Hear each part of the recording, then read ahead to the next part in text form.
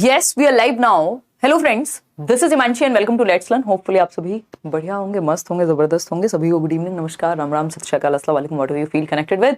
आज हम again discuss करेंगे पियाजे की थियरी के कुछ 33 क्वेश्चंस और 34 हैं एक्चुअल में, बट एक क्वेश्चन कल लास्ट में जो है उसमें हल्का सा डाउट था, वो मैं काफ़ी थकी हुई थी तो उस पर भी पहले चर्चा कर लेंगे, तो उसको मिला करके 34 हो जाएंगे, अदरवाइज 33 क्वेश्चन हैं, है ना. तो स्टार्ट करें. और ये जितनी भी पीडीएफ हैं मंडे तक आपको मिल जाएंगे. ये वीकेंड बैठ करके मैं जितनी भी पेंडिंग पीडीएफ हैं, चाहे वो ऐप पर हो चाहे इधर हो, सारी आप तक पहुंचा दूंगी. और स्टार्ट करते हैं. ये शर्ट की कहानी मैं आज कह रही थी इवनिंग वाली क्लास में, बाद में लास्ट में सुनाऊंगी आज जब बिल्कुल अंत हो जाएगा दिन का, है ना. ऐसे इस शर्ट को पहन के आज मेरी ऐसे बहुत नॉस्टैल्जिया हो गया क्योंकि 2019 में. चलिए, अगर हम बात करें पियाजे का सिद्धांत, इस पे ही क्वेश्चंस हैं. इस बार के जितने भी ऑनलाइन में अलग अलग शिफ्ट्स में क्वेश्चंस आए हुए हैं, अच्छे क्वेश्चंस भी हैं, कुछ कुछ आसान क्वेश्चंस भी हैं. ये जो पीडीएफ्स रहेंगी सारी वो मिल जाएंगी लेट्स लर्न स्क्वाड पे. सारे जो फ्री नोट्स हैं वो भी आपको टेलीग्राम चैनल पर ही मिल जाएंगे. Let's learn squad fake channel से जुड़ना नहीं है. 8,27,000 लोग आई थिंक वहाँ जुड़े हुए हैं. इसके अलावा लाइक शेयर सब्सक्राइब आप कर देंगे. क्यों करेंगे? क्योंकि आपको सेशन पसंद आएगा. नहीं आएगा तो कोई बात नहीं, बट ऐसा होगा ही नहीं. अगर आप मन से बैठे, समझने की दृष्टि से बैठे, सीखने की दृष्टि से बैठे, तो ऐसा हो नहीं सकता कि मजा ना आए. ठीक है. और इसके अलावा जो बैचेस हैं, सीटेट के बैच हों, चाहे वो D+B के बैचेस हों, चाहे वो आपके बिहार 7th फेज के बैचेस हों, सभी बैचेस में एडमिशंस जो हैं आपके वो ओपन है करियरविल ऐप पर. कहीं और आप नहीं भटकेंगे किसी भी फेक वेबसाइट, किसी भी फेक टेलीग्राम चैनल, है ना. और पेडागोजी स्पेशल में भी इस मंडे तक एडमिशंस आपके ओपन है. जिनको सिर्फ पेडागोजी पढ़नी है तो सिर्फ पेडागोजी का बैच है और उसमें एडमिशंस आपके मंडे को क्लोज करवा दिए जाएंगे. तो वो आप ढूंढ के करियरविल ऐप पे एनरोल कर लेना, क्योंकि उसका पता रहता नहीं है कि वो कितने ड्यूरेशन में आए, कितने टाइम बाद आए.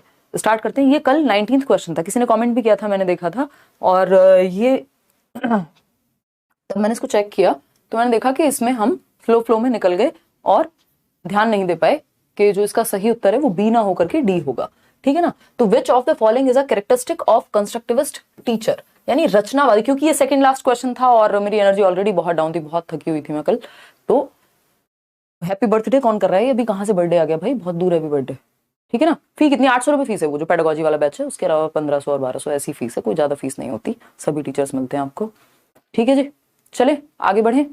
हाँ, मैं ठीक हूँ यार, थोड़ी बहुत एनर्जी लो है. अच्छा, जो शाम वाली क्लास थी ना, सेकंड क्लास 7 बजे वाली, वो कैंसिल हुई है. मैंने उसमें बता दिया था आपको, कुछ इलेक्ट्रिक कट का प्रॉब्लम था. तो जिनको नहीं पता लग पाया है, जो उस टाइम पे लाइव नहीं थे या कुछ प्रॉब्लम हुआ है, उनको मैं अभी बता देती हूँ. तो वो आज वाली क्लास नहीं हुई. अब मंडे को मिलेंगे. सैटरडे संडे आपका ऑफ रहता है. यूट्यूब पे सैटरडे को भी मिलेंगे. हम कल ईवीएस डिस्कस करेंगे. चलिए स्टार्ट करते हैं. Which of the following is a characteristic of constructivist teacher. बैठिए आराम से, पोल में जवाब दीजिए मस्त तरीके से, है ना. दीजिए क्वेश्चन, दीजिए फटाफट से. तो निम्न में से कौन सी एक संरचनावादी या रचनावादी अध्यापक की विशेषता है? रचनावादी कौन होते हैं? आपका जो एनसीएफ है, नेशनल करिकुलम फ्रेमवर्क है, जो एनसीएफ 2005 है, वो किस पे बेस्ड है आपकी? कंस्ट्रक्टिविज्म की बात कर लेते हैं थोड़ी सी. आप इतने उत्तर दे दीजिएगा.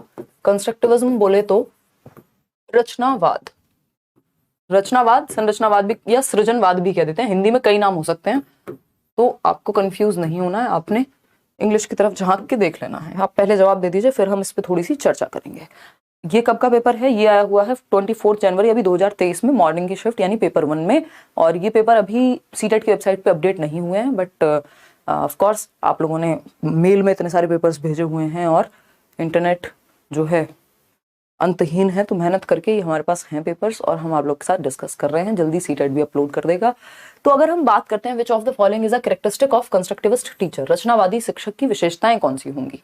तो आंसर इसमें जैसा कि मैंने आपको बता ही दिया था, आप सबने चीटिंग कर ली है. मैं ये कहूंगी कि conducting activities that challenges students assumptions. देखिए इसमें दो तो होने नहीं थे, क्योंकि ये जो कंस्ट्रक्टिविज्म है ये कंस्ट्रक्शन ऑफ नॉलेज पे फोकस करता है, ना कि एग्जाम्स पे. Building lessons around very abstract ideas, concrete to abstract, यानी मूर्त से अमूर्त जाया जाता है. मूर्त क्या है? जिसको टच और फील किया जा सके. अमूर्त क्या है? जो विचारों में है. कल मैंने वो आपको डेबिट कार्ड वाला, एटीएम वाला एग्जांपल दिया था ना, कि ये 20 रुपए का नोट क्या है? अमूर्त है. अब बैंक में जो अमाउंट पड़ा हुआ है वो, सॉरी, ये मूर्त है, कॉन्क्रीट है, लेकिन बैंक में जो अमाउंट पड़ा हुआ है उस डेबिट कार्ड के अंदर, वो अमूर्त हो गया. ठीक, चलिए खैर, अगर हम बात करते हैं posing a lot of problems to be solved independently, ये बात यहां पे गलत नहीं है, बट सिर्फ प्रॉब्लम्स ही देना ये कंस्ट्रक्टिविज्म में नहीं आता. ये सही हो जाता, कोई दिक्कत नहीं थी अगर इससे बेटर ऑप्शन डी नहीं होता तो। इसलिए हम इसी पे ज्यादा फोकस करके, क्योंकि ये शुरुआत में था और निकल गए, है ना। ये गलत नहीं होता, लेकिन conducting activities that challenge students assumptions. Naive theories नाम की एक चीज होती है जिसको अल्टरनेटिव कॉन्सेप्शन कहते हैं, 1 नंबर का टॉपिक है, आपके हर बार पूछा जाता है। तो वो अजम्पशंस बेस्ड चीजें होती हैं कि बच्चे ने अज्यूम कर लिया कहीं से देख के अपने अनुभव के आधार पे कि पानी का रंग जो है वो हरा होता है क्योंकि उसने तालाब में हरे रंग का पानी देखा था। जब टीचर ने पढ़ाया कि वाटर इज कलरलेस, तो उसका जो अजम्पशन है वो ब्रेक होता है। तो ऐसी एक्टिविटीज कराना जिससे जो अजम्पशंस हैं, मतलब वो सही नॉलेज तक खुद से पहुंच पाए, ठीक है ना, डिस्कवर कर पाए, ठीक है ना। मोहम्मद मोनू सारे जो सेशंस हैं वो मैराथन देखो, नोट्स पढ़ो, है ना, तब बनेगी ना बात। तो ऐसी गतिविधियां आयोजित करना जिससे विद्यार्थियों की अवधारणाओं को चुनौती मिले और वो नई अवधारणाएं या सही अवधारणाओं तक पहुंचे। बच्चा एक्टिव रहता है कंस्ट्रक्टिविज्म में हमेशा। अब इसके बारे में 2-3 बातें, फिर हम आज के क्वेश्चन पे चलेंगे जो कि है क्वेश्चन नंबर 1। पोल अभी मत दीजिएगा, अभी हम चलेंगे, इस नंबर है, ये है क्वेश्चन आपका कि कौन से समय पे पास्ट, प्रेजेंट और फ्यूचर की समझ बच्चे में विकसित हो जाती है। कंस्ट्रक्टिविज्म यानी रचनावाद, पियाजे और वाइगोस्की दोनों ही रचनावादी हैं और देखें तो ब्रूनर भी, लेकिन आपके लिए ये 2 इंपॉर्टेंट नाम हैं। वाइगोस्की दोनों क्या हैं? रचनावादी हैं। रचनावादी क्या मानते हैं? रचनावादी मानते हैं कि बच्चा एक्टिविटी करके नॉलेज को कंस्ट्रक्ट करता है, बच्चा सक्रिय रूप से ज्ञान का निर्माता है, यानी कंस्ट्रक्टर ऑफ नॉलेज है। वर्ड क्या है? कंस्ट्रक्टिविज्म, कंस्ट्रक्शन से बना है। Construction of what? ज्ञान का कंस्ट्रक्शन, नॉलेज का कंस्ट्रक्शन, कंस्ट्रक्शन ऑफ नॉलेज, ज्ञान की का सृजन करना ही सृजनात्मकतावाद है। ठीक, तो पियाजे जो हैं वो विश्वास रखते हैं रेडिकल कंस्ट्रक्टिविज्म में, इनको रेडिकल कंस्ट्रक्टिविस्ट कहा जाता है। ये बात हमने कल भी डिस्कस की थी। वहीं अगर हम बात करें वाइगोस्की की तो इनको सोशल कंस्ट्रक्टिविस्ट कहा जाता है, क्योंकि ये कहते हैं बच्चा समाज से अंतःक्रिया करके, इंटरैक्ट करके सीखेगा, रचना करेगा ज्ञान की। पियाजे कहते हैं समाज तो ठीक है, समाज को वो कोई नकार नहीं रहे पूरी तरह से, लेकिन उतना महत्व उन्होंने नहीं दिया जितना वाइगोस्की ने दिया है। पियाजे का फोकस जो है वो बच्चे की इंडिपेंडेंट एक्टिविटी पे ज्यादा है, कि वो अपनी एक्टिविटी के माध्यम से सीखता है, तो वो हेरिडिटी पे, एक्टिविटी पे ज्यादा फोकस करते हैं। ये समाज, संस्कृति और भाषा पे ज्यादा फोकस करते हैं, सोसाइटी, कल्चर और लैंग्वेज पर। कौन? वाइगोस्की। अब कंस्ट्रक्टिविज्म जो है इसमें 2 और चीजें जो हमें साथ में जान करके चलनी है। आज का जो समय है वो रचनावाद का समय, हम ये कह सकते हैं। अब ये है क्या? कंस्ट्रक्टिविज्म, बिहेवियरिज्म में अलग अलग चीजें बोलती रहती हूँ, नए लोग जो होंगे उनको कंफ्यूजन होती होगी। ये स्कूल्स ऑफ थॉट हैं, ये स्कूल ऑफ थॉट्स हैं, मतलब डिफरेंट डिफरेंट विचारधाराओं का समूह बना हुआ है जिसको हम स्कूल ऑफ थॉट कहते हैं या स्कूल्स ऑफ साइकोलॉजी कहते हैं, है ना, कंस्ट्रक्टिविज्म। अब ये वन ऑफ द स्कूल्स है रचनावाद। व्यवहारवाद एक और स्कूल है। अब आज के समय में हम एजुकेशन सिस्टम में इसी को फॉलो करते हैं, इसी को ज्यादा मानते हैं। उसका रीजन ये है कि ये बच्चे को एक्टिव एक्सप्लोरर मानता है, यानी सक्रिय निर्माता मानता है ज्ञान का। ये बच्चे को सेंटर में रखता है, यानी कि इसकी अप्रोच क्या हो गई? चाइल्ड सेंटर्ड अप्रोच हो गई। रचनावाद में बच्चे को केंद्र में रखा जाता है, तो ये चाइल्ड सेंटर्ड अप्रोच को अपनाता है। पहली बात तो ये, चाइल्ड सेंटर्ड बोले तो बाल केंद्रित, जहां बच्चा केंद्र में है, जहां टीचर केंद्र में नहीं है। भाई 2 तरह की अप्रोचेस होती हैं, एक होती है ट्रेडिशनल अप्रोच, ट्रेडिशनल मतलब पारंपरिक, डंडे से आप सिखा रहे हैं बच्चे को या रट्टे लगवा रहे हैं। दूसरी है मॉडर्न डे अप्रोच, जिसको प्रोग्रेसिव अप्रोच या चाइल्ड सेंटर्ड अप्रोच या कंस्ट्रक्टिविज्म से जोड़ सकते हैं, जिसमें बच्चा एक्टिव है, उसमें टीचर ज्यादा एक्टिव था। यहां दोनों एक्टिव हैं, both teacher and students are active और children are active in constructivism. तो क्वेश्चन आता है, पूछा जा चुका है कि बच्चा एक्टिव होता है कंस्ट्रक्टिविज्म में कि टीचर? तो टीचर सेंटर्ड जब क्लासरूम पूछेगा, जहां शिक्षक केंद्रित है जो कक्षा कक्ष, वहां टीचर एक्टिव है। कंस्ट्रक्टिविज्म में, रचनावाद में या चाइल्ड सेंटर्ड क्लास में बच्चे और शिक्षक दोनों एक्टिव हैं। ठीक है, अब कंस्ट्रक्टिविज्म आपका जो एनसीएफ है 2005, अभी नया एनसीएफ भी आ गया, ये किस पे बेस्ड है? कंस्ट्रक्टिविज्म पे। कंस्ट्रक्टिविज्म क्या मानता है? टीचर को फैसिलिटेटर के रूप में देखता है। टीचर क्या है इनके लिए? डिक्टेटर नहीं है, हिटलर शाही नहीं है टीचर की। टीचर एज अ फैसिलिटेटर यानी सुविधा दाता है, वो माहौल देगा। भाई आपने अपॉर्चुनिटीज दी बच्चे को, उसके अजम्पशंस को, उसके जो अनुमान उसने मान के बैठा है चाहे वो गलत हो, उनको चैलेंज करने की, ताकि वो उसको ठीक कर सके। टीचर एज अ फैसिलिटेटर यानी सुविधा दाता है शिक्षक, कंस्ट्रक्टिविज्म के अकॉर्डिंग। ठीक, तो चलिए बच्चे की काफी भलाई की बात करेगा। आते हैं क्वेश्चन नंबर 1 पे आज के। क्या है? According to Jean Piaget's theory of cognitive development, at which stage do children begin to remember events? यानी अब उसको इवेंट्स याद हैं, कल ये हुआ था, परसों ये हुआ था, कल हम वहां जाएंगे शादी में, है ना, परसों हम नानी के यहाँ गए थे, कल मैं स्कूल नहीं गया था। मतलब करेक्ट सीक्वेंस उसको अब याद रहने लग गया, पास्ट, प्रेजेंट एंड फ्यूचर का। मतलब दुख दर्द परेशानी का समय शुरू हो गया, क्योंकि इसी में तो है ना चीजें कि पास्ट में ये हुआ था, पूरा जीवन निकाल देते हैं लोग, प्रेजेंट में ये गड़बड़ है, ठीक। तो भूत, वर्तमान और भविष्य काल को सही क्रम में याद रखना शुरू कर देते हैं बच्चे किस स्टेज में, बताइए। सेंसरी मोटर होती है SPCF, आपको पता है। सेंसरी मोटर होती है जन्म से 2 वर्ष। तो जन्म से 2 वर्ष के बच्चे को तो अपनी दूध मिल जाए टाइम पे, सूसू पॉटी कोई और साफ कर दे, डायपर हटा दे, इसी बात का ख्याल है उसको, कहां पास्ट प्रेजेंट और फ्यूचर की पड़ी है, ठीक। तो ये तो हट गया। P फॉर 2 to 7 years, पूर्व संक्रियात्मक है 2 से 7 वर्ष की उम्र। कॉन्क्रीट ऑपरेशनल, जिसको हम C कहेंगे, 7 से 11 वर्ष। और फॉर्मल ऑपरेशनल 11 से 15। अब ये तो हमें पता है कि फॉर्मल में तो आ ही जाएगा, लेकिन बात हो रही है शुरू, बिगिन टू रिमेंबर, ये नहीं है कि कब तक या किस स्टेज में याद रखेगा। तो ये भी हट गया। प्री ऑपरेशनल इसलिए हट गया क्योंकि हम, आपको याद होगा, चीजों को कनेक्ट करके पढ़ना है, सीरिएशन की कहानी याद होगी आपको कि सीरीज में लगाना।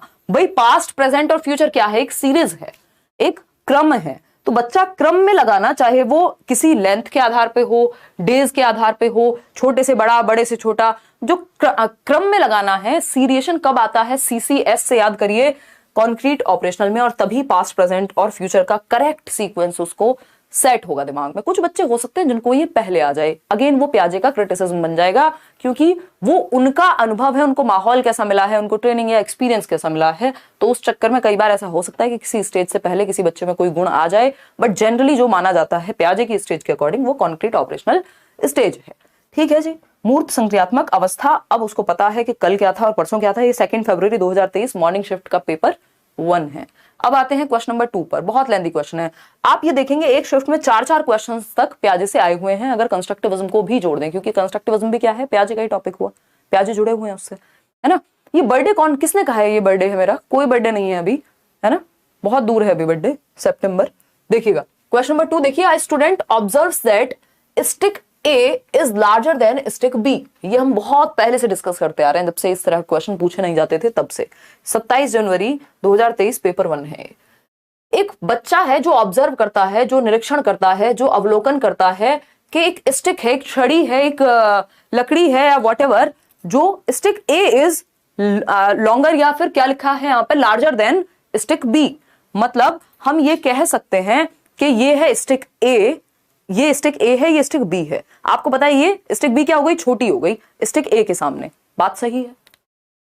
And B is larger then C, B is larger then C। A बड़ा है B से और B बड़ा है C से, ये बात हम समझ पा रहे हैं। एक बच्चा है जिसको, जो ये पता लगा पा रहा है, बच्चे के लिए तो लिटिल साइंटिस्ट है ना प्याजे के अनुसार, बच्चे नन्हे वैज्ञानिक हैं, ठीक। Based on this observation the student infers that stick A is larger than stick C, but when asked same problem verbally he fails to make correct inference. Inference होता है अनुमान लगाना। According to Piaget's theory the student is at which stage of cognitive development. यानी एक विद्यार्थी निरीक्षण करता है कि एक छड़ी है या एक स्टिक है, जो कि A नाम उसका रख दिया, B से लंबी है, और B जो है वो C से लंबी है। ये उसके हाथ में छड़ी हो सकती है, उसके दिमाग में, या फोटो देख के वो ऐसा कह पा रहा है। मतलब क्या हुआ? ये क्या जवाब दे रहे हैं आप लोग? D, 37% लोग। भाई साहब इसमें तो आपको चक्कर आ गए इसका मतलब। चलिए कोई बात नहीं, देखते हैं। इसका सिंपल मतलब है, एक स्टिक है स्टिक A, दूसरी स्टिक है स्टिक B, और तीसरी स्टिक है स्टिक C। ये है A स्टिक, ठीक है ना, ये है स्टिक A, ये है स्टिक, ये है स्टिक B, जो A सबसे A बड़ा है B से। अब आती है स्टिक C, तो स्टिक B बड़ी है स्टिक C से, यानी A इज बिगर और larger than B and B is larger then C। या फिर आप इसको ऐसे भी देख सकते हो कि जो B है वो A से छोटा है और जो C है वो B से छोटा है। यानी सबसे लंबा यहां पे कौन हुआ? लार्जर कौन हुआ? A is greater than B and C both. मान सकते हैं ये बात। अब ये इन्फेरेंस निकाला बच्चे ने, जब उसको ये स्टिक दिखाई गई, पिक्चर दिखाई गई, समझ में आ गई बात। लेकिन जब उससे ये बात वर्बली पूछी गई, यानी मौखिक रूप से जब पूछी गई, तो वो घबरा गया। जब सामने उसको कुछ प्रेजेंट नहीं किया, मूर्त रूप में कुछ नहीं दिखाया, कॉन्क्रीट दिखाया ही नहीं जिसको वो टच और फील कर सके, उसको दिमाग में सोचने को कहा गया। ठीक है ना? बताइए कौन सी स्टेज है ये? तो eight which stage of cognitive development, जो बच्चा है वो पियाजे की किस स्टेज पर है? बताएगा कोई? मन कर रहा है किसी का? क्या कह रहे हो? जवाब दे चुके हैं हम तो पोल में ही। 31% लोगों को ये कॉन्क्रीट ऑपरेशनल लग रहा है और फॉर्मल ऑपरेशनल तो लग ही नहीं रहा किसी को। देखो फॉर्मल ऑपरेशनल में ये वाले जवाब बच्चा नहीं दे पाता, क्योंकि ये थोड़ा सा लॉजिक वाली चीज हो जाती है और लॉजिक यहां नहीं होता। ये जो प्री ऑपरेशनल स्टेज है जिसको कह रहे हैं 37% लोग, तो ये सही नहीं होगा। सेंसरी मोटर में तो मतलब ही नहीं है इसका। फॉर्मल ऑपरेशनल तो इसके और आगे की बात हो गई। यहाँ पे तो वो वर्बली भी बता देता, क्योंकि एब्स्ट्रैक्ट फॉर्म में पूछा है ना आपने वर्बली, तब भी बता देता है। यहाँ तो एब्स्ट्रैक्ट थॉट भी आ जाता है, अमूर्त भी। तो ये है बच्चा कॉन्क्रीट ऑपरेशनल पे। क्यों? क्योंकि वो बता पा रहा है देख करके, मूर्त रूप में पिक्चर देख के, या उसके सामने इमेज है कोई, या फिर उसके सामने आपने रख दिए हैं दोनों स्टिक्स या तीनों स्टिक्स, तो वो बता पा रहा है। लेकिन जैसे आप वर्बली पूछ रहे हैं तो वो थोड़ा कंफ्यूज हो जा रहा है। ये वो स्टेज है जब आपको चीजों को मूर्त रूप में प्रेजेंट करना होता है, चार्ट के थ्रू, या असली कोई 3D मॉडल ले गए आप। ठीक है ना? 7 से 11 वर्ष। तो ये सही उत्तर इसका ए ऑप्शन है। ठीक है, इतनी बात क्लियर है? पोल बहुत जल्दी गायब कर दिया। चलिए आगे बढ़ते हैं क्वेश्चन नंबर 3 पर। बताइएगा, जवाब दीजिएगा। इसको ट्रांजिटिविटी बोलते हैं। ए बड़ा है बी से, बी बड़ा है सी से, तो A is bigger than B and C both. ये ट्रांजिटिविटी है। ठीक है ना? मैं लिख भी देती हूँ, पहले आप जवाब दे दो फिर लिख दूंगी। क्वेश्चन नंबर 3 का जवाब दीजिए फटाफट से। पोल में आंसर करेंगे बहुत ही तेजी से, बिना किसी दुख दर्द समस्या के, क्योंकि समस्या है क्या, बस ये 9 बजे वाला सेशन अटेंड करते रहना है पेपर से पहले, और जो मैराथन वगैरह है वो देख लेनी है। मोर देन इनफ हो जाएगा, चीजें काम की ही कराई जाएंगी, है ना? कई सारे टॉपिक्स हम खत्म कर चुके हैं। Eight which stage of cognitive development, यानी संज्ञानात्मक विकास, यानी हमारे दिमाग, हमारे संज्ञान, थिंकिंग, रीजनिंग, प्रॉब्लम सॉल्विंग, इन सब के डेवलपमेंट की जब हम बात कर रहे हैं, do children develop the abilities of inference. Inference होता है अनुमान लगाना या फिर एक कंक्लूजन पे आना, एक निष्कर्ष पे आना। एंड एब्स्ट्रैक्ट लॉजिक, यानी बच्चा अब एक अनुमान लगाने लगा है और अमूर्त चिंतन आ गया, यानी वो अब एक निष्कर्ष पे पहुंच जाता है कि भैया ये बड़ा है इससे, या व्हाटएवर उसके सामने कोई भी प्रॉब्लम आती है तो वो एक निष्कर्ष पे पहुंचता है, एक अनुमान लगा पाता है, हाइपोथेसाइज कर पाता है किसके बारे में, और अमूर्त चिंतन आ गया है। जैसे ही एब्स्ट्रैक्ट वर्ड लिखा हो समझ जाओ, AF लिख लो इसको दिमाग में, है ना? AF बोले तो एब्स्ट्रैक्ट थॉट कब आएगा? फॉर्मल ऑपरेशनल में। तो ये सबसे लास्ट स्टेज में आता है एब्स्ट्रैक्ट, क्योंकि कॉन्क्रीट तो वो है जिसको आप देख सकते हो, टच और फील कर सकते हो। एब्स्ट्रैक्ट वो है जो दिमाग में है, विचारों में है, वर्बली आप बात कर रहे हैं जिसके बारे में। तो औपचारिक संक्रियात्मक, जिसको 11 से 15 वर्ष की उम्र कहते हैं, ये है जहां पे एब्स्ट्रैक्ट वर्ड लिखा होगा, कॉन्क्रीट लिखा होगा, या लॉजिक लिखा होगा सिर्फ। तो देखिए, एब्स्ट्रैक्ट लॉजिक है तो फॉर्मल ऑपरेशनल, कॉन्क्रीट लॉजिक है या सिर्फ लॉजिक है तो कॉन्क्रीट ऑपरेशनल होगा। एब्स्ट्रैक्ट आ गया इसका मतलब फिर आंसर आपका डी ही होने वाला है। इन तीनों का कोई रोल बचता नहीं है। आगे बढ़ते हैं। ये 1 फरवरी को पेपर 2 में आया हुआ है, आसान सा क्वेश्चन है ना? आप देखेंगे कभी तो पेपर 1 में आसान क्वेश्चन आ जाएंगे और कभी पेपर 1 के क्वेश्चन आपको मुश्किल लगेंगे, पेपर 1 के तो पेपर 2 के आपको इजी लग सकते हैं। तो इसका कुछ फिक्स्ड रूल नहीं है कि पेपर 1 है तो मुश्किल आएगा, ऐसा कुछ नहीं है। यहाँ पे स्पेशली CDP में सब कुछ सेम है, सिलेबस सेम, हिंदी में भी यही है, इंग्लिश में भी यही है ना? Level same. उन्हीं क्वेश्चंस में से उठा के आपको पेपर 1 में क्वेश्चंस मिल जाएंगे, किसी सेट में कैसे क्वेश्चन, किसी में कैसे। क्वेश्चन नंबर 4 देखिए, in Jean Piaget's theory dash is said to occur when the child modifies the existing schemas to account for a new experience. इसमें बहुत लोग गड़बड़ करते हैं, इसमें बहुत लोग क्या करते हैं? गड़बड़ करते हैं। इसमें नहीं, इसमें नहीं करेंगे। एक और क्वेश्चन है, ये तो मैंने आपको बता दिया ना मॉडिफिकेशन के बारे में, तो कल बताया था एडजस्ट करना, मॉडिफाई करना, चेंज करना। चेंज तो खैर दोनों ही प्रोसेसेस में होता ही है। 2000 के नोट का सर्कुलेशन बंद हो गया, आप बहुत दुखी हैं, आपकी जेब में बहुत 2-2000 की गड्डियां भरी हुई हैं। देखिए कोई बात नहीं है, आ जाइए इधर। ये सारी दुनिया का पता रखना है, पेपर में क्या आएगा ये भी पता है कि नहीं। क्वेश्चन नंबर 4 देखो, जीन पियाजे के सिद्धांत में डैश जब बच्चा नए अनुभव के लिए मौजूदा स्कीमा को संशोधित करता है संशोधित करता है, वह प्रक्रिया क्या कहलाती है? मतलब जो आज का प्रेजेंट एग्जिस्टिंग नॉलेज है, यानी जो मुझे आज पता है, मुझे उसको चेंज करना पड़ेगा, मॉडिफाई करना पड़ेगा बिकॉज ऑफ नए अनुभव। मतलब मुझे लगता था कि भैया, चलो 2000 का नोट का एग्जांपल दे रहा था ना कोई, कि 2000 का नोट, उस पे हालांकि उसमें टर्म्स एंड कंडीशन है, बट मान लेते हैं कि 2000 का नोट जो है आज तक चलता था, या पुराने वाला 500 और 1000 का नोट, तो 1000 का नोट जो है एकदम बढ़िया चीज थी। दो आप 1000 का नोट निकाल के, और वो अक्षय कुमार कौन सी मूवी है वो, फिर हेरा फेरी या वॉटेवर, तो उसमें वो दिखाते रहते हैं वो 3 नोट्स, तो 1000 के नोट की वैल्यू थी। दिमाग में आपके स्कीमा में था 1000 का नोट है भैया, इससे कुछ मिलेगा। जैसे ही 1000 का नोट बंद हुआ या 500 1000 के नोट बंद हुए, अब आप अगले दिन निकाल के दे रहे हैं, 1000 का नोट रह गया आपके पास मान लीजिए, अब उसकी कोई वैल्यू नहीं है, आपको वो मॉडिफाई करना पड़ेगा। मॉडिफाई किस में करना पड़ेगा, नया 500 का नोट या 2000 का नोट, अब इसकी वैल्यू नहीं है। मॉडिफिकेशन में आपको एकोमोडेट करना पड़ता है ना, एकोमोडेट करना पड़ता है। यदि आप पुरानी जानकारी को चेंज कर रहे हैं, मॉडिफाई कर रहे हैं, एडजस्ट कर रहे हैं उसमें कुछ, तो एकोमोडेशन कहलाता है समायोजन। अगर आप कुछ ऐड कर रहे होते, मान लीजिए 500 और 1000 के नोट चल रहे होते और एक 2000 का नोट और आ जाता, तो आप एसिमिलेट कर लेते बस, ठीक है ना। तो यहां पे सिंपल समायोजन या संगठन जैसा यहां कुछ हुआ नहीं है, मेटाकॉग्निशन और स्कैफोल्डिंग का यहां कोई संबंध बनता नहीं है। आगे बढ़ेंगे क्वेश्चन नंबर 5 पर। देखिएगा जरा, ईगोसेंट्रिज्म बताइए, फटाफट से बताइए, देखिएगा।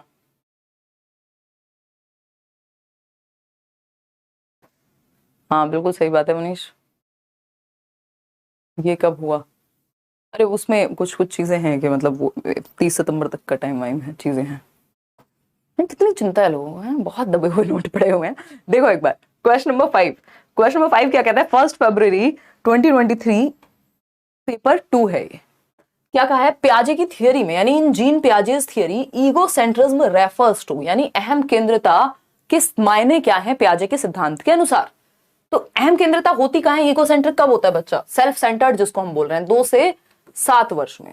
2 से 7 वर्ष बोले तो प्री ऑपरेशनल स्टेज, पूर्व संक्रियात्मक अवस्था, SPCF में P है ये, ठीक है जी।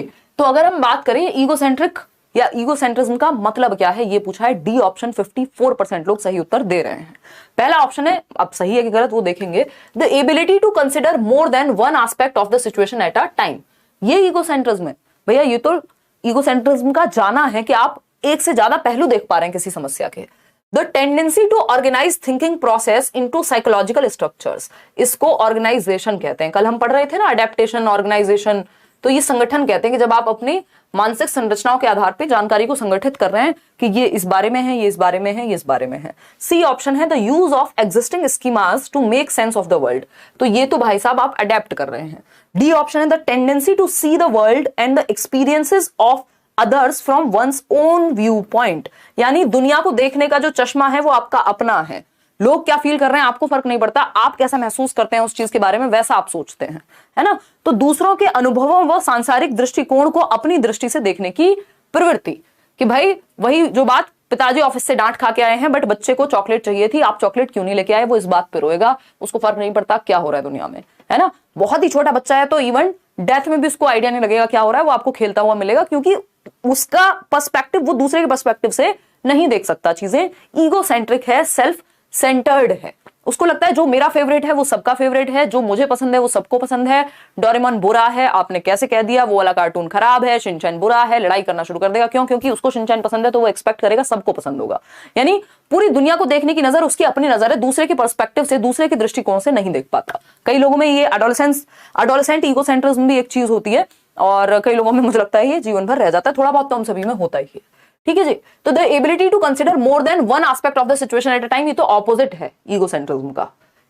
तो D option is the right answer over here. आगे बढ़ेंगे क्वेश्चन नंबर 6 पर। क्या है ये, क्वेश्चन नंबर 6 आपके सामने है। 11,800 लोग हैं और 4,500 लोगों ने लाइक किया। आधे लोग भूल जाते हैं, आधे से भी ज्यादा लोग आकर के लाइक शेयर करना, तो ये इक्वल रखना होता है।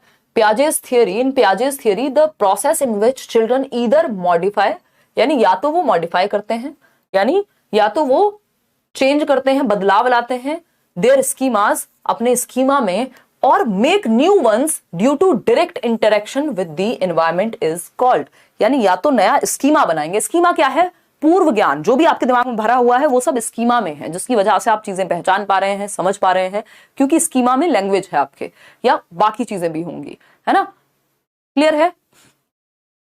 तो अगर हम बात करें यहां, तो नया स्कीमा बनाना, न्यू स्कीमा क्रिएट करना, या फिर पुराने को मॉडिफाई करना, या फिर पुराने को मॉडिफाई करना, किस में आएगा, ये इनवेरिएशन है, ऐसा तो हमने कुछ पढ़ा नहीं है। कंडीशनिंग का प्याजे से कोई संबंध नहीं है। इक्विलिब्रेशन है, इक्विलिब्रेशन तो होता है जो दिमाग में है और जो आपकी दुनिया में है वो बैलेंस में है। बैलेंस की स्थिति इक्विलिब्रेशन है। जब ये बैलेंस में नहीं होंगे तो डिसइक्विलिब्रियम आ जाएगा या डिसइक्विलिब्रेशन आ जाएगा। तो यहां पर आंसर हिंदी में अगर मैं कहूं, क्योंकि ये ऊपर नीचे हो गया हिंदी का आंसर, तो ये ऐसे आया होगा पेपर में भी। एक बार इंग्लिश की तरफ देख लेना, क्योंकि इंग्लिश को ही फाइनल माना जाता है। तो अगर मैं देखूं यहां, तो हिंदी में आंसर डी ऑप्शन होगा और इंग्लिश में आंसर सी ऑप्शन होगा, है ना, अडेप्टेशन, और हिंदी में डी। लेकिन अगर ऐसा पेपर में हुआ है या हो सकता है, होता है कई बार, तो आपको इंग्लिश वाला आंसर एक बार चेक कर लेना चाहिए, क्योंकि इंग्लिश को ही फाइनल माना जाता है यदि कोई मिस्टेक पेपर में होती है। ज्यादातर एग्जाम्स का यही रूल है, ठीक है ना। तो अडेप्टेशन यानी ये अडेप्ट करना है। इस अडेप्टेशन में ही एसिमिलेशन और एकोमोडेशन यानी समायोजन और क्या आता है, आत्मसातीकरण, दोनों आते हैं। या तो आप ऐड करते हैं या तो आप चेंज करते हैं, और इसी के थ्रू आप अडेप्ट करते हैं नई सिचुएशंस में, ठीक है जी। तो C option is the right answer. ये आया है 9 जनवरी को पेपर 2 में। अब देखिएगा क्वेश्चन नंबर 7 क्या कहता है। क्वेश्चन नंबर 7 ये कहता है, अकॉर्डिंग टू जीन पियाजे के अनुसार children in concrete operational stage can think logically but have difficulty in, यानी मूर्त संक्रियात्मक अवस्था में बच्चे में लॉजिक तो आ जाता है ना। जो तर्क है सबसे पहले कब आएगा, इंडक्टिव लॉजिक है, हालांकि ये कब आएगा, मूर्त संक्रियात्मक अवस्था में लॉजिक आ जाता है, ठीक। 9 जनवरी का ही है ये, 9 जनवरी। तो अगर हम बात करें डिफिकल्टी किस चीज में होगी, लॉजिक तो आ गया, परेशानी किस चीज में होगी, ये पूछा है हमसे। तो पहला ऑप्शन है सिंबॉलिक रिप्रेजेंटेशन, यानी प्रतीकात्मक प्रतिनिधित्व में। बट ये सिंबॉलिक स्टेज तो कल ही हम डिस्कस कर रहे थे, इसको सीमियोटिक फंक्शन भी कह देते हैं। भाषा बदलने में पूरा माहिर है, पेडागोजी में लैंग्वेज का खेल है। आपका जो पेपर है वो भाषा बदलने में एकदम परफेक्ट। तो ये तो 2 से 7 वर्ष में आ जाता है सिंबॉलिक रिप्रेजेंटेशन। जब हम कल बात कर रहे थे हैरी पॉटर की झाड़ू पे उड़ना, वो अक्कड़, वो जो आपका शकलक बुम बुम था, या आपको पता है कि ए फॉर एप्पल होता है, तो दिमाग में एप्पल का सिंबल आते ही क्या बन जाएगी, इमेज बन जाएगी, मेंटल रिप्रेजेंटेशन आ जाएगा। जो चीज आपके सामने नहीं है उसके बारे में भी आप मेंटल रिप्रेजेंटेशन बना पाएंगे, है ना।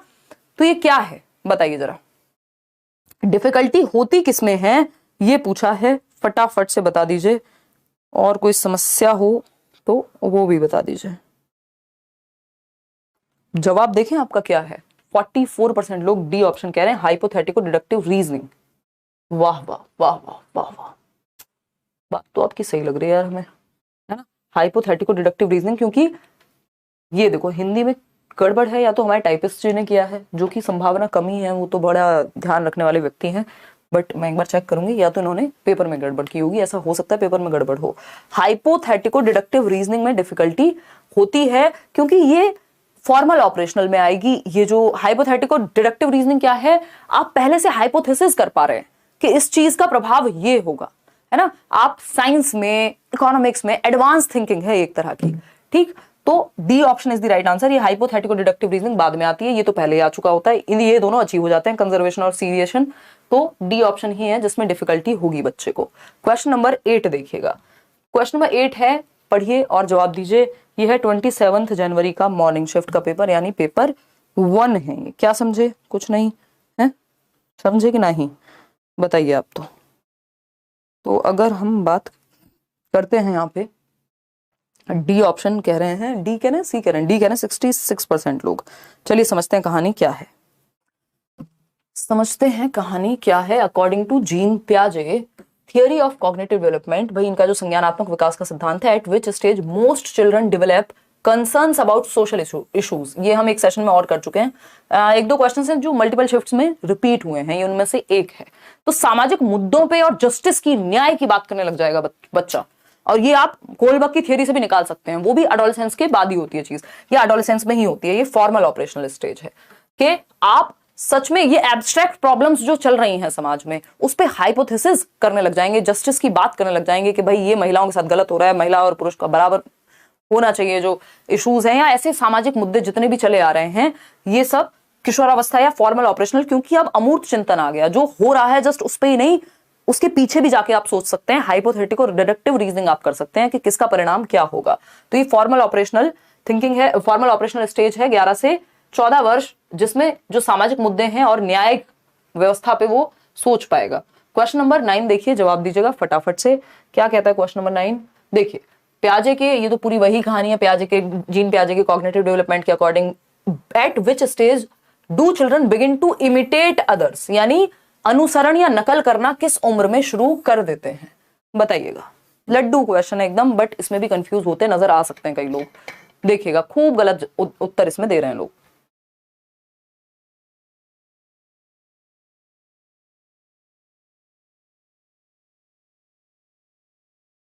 फटाफट से आंसर कीजिए। अगर हम बात करते हैं कि इमिटेट करना यानी दूसरों का अनुसरण या अनुकरण करना, नकल करना, कॉपी करना, बच्चा कब शुरू कर देगा? पोल गलत कैसे आ रहा है, दिखाना जरा। क्वेश्चन नंबर 9 ही तो लिखा है यार, है?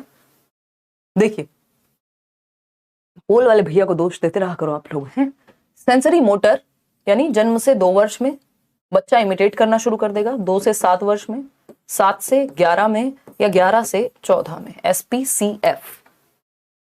देखिए नकल तो वो यहां भी कर सकता है, नकल वो यहां भी कर सकता है, नकल वो यहां भी कर सकता है।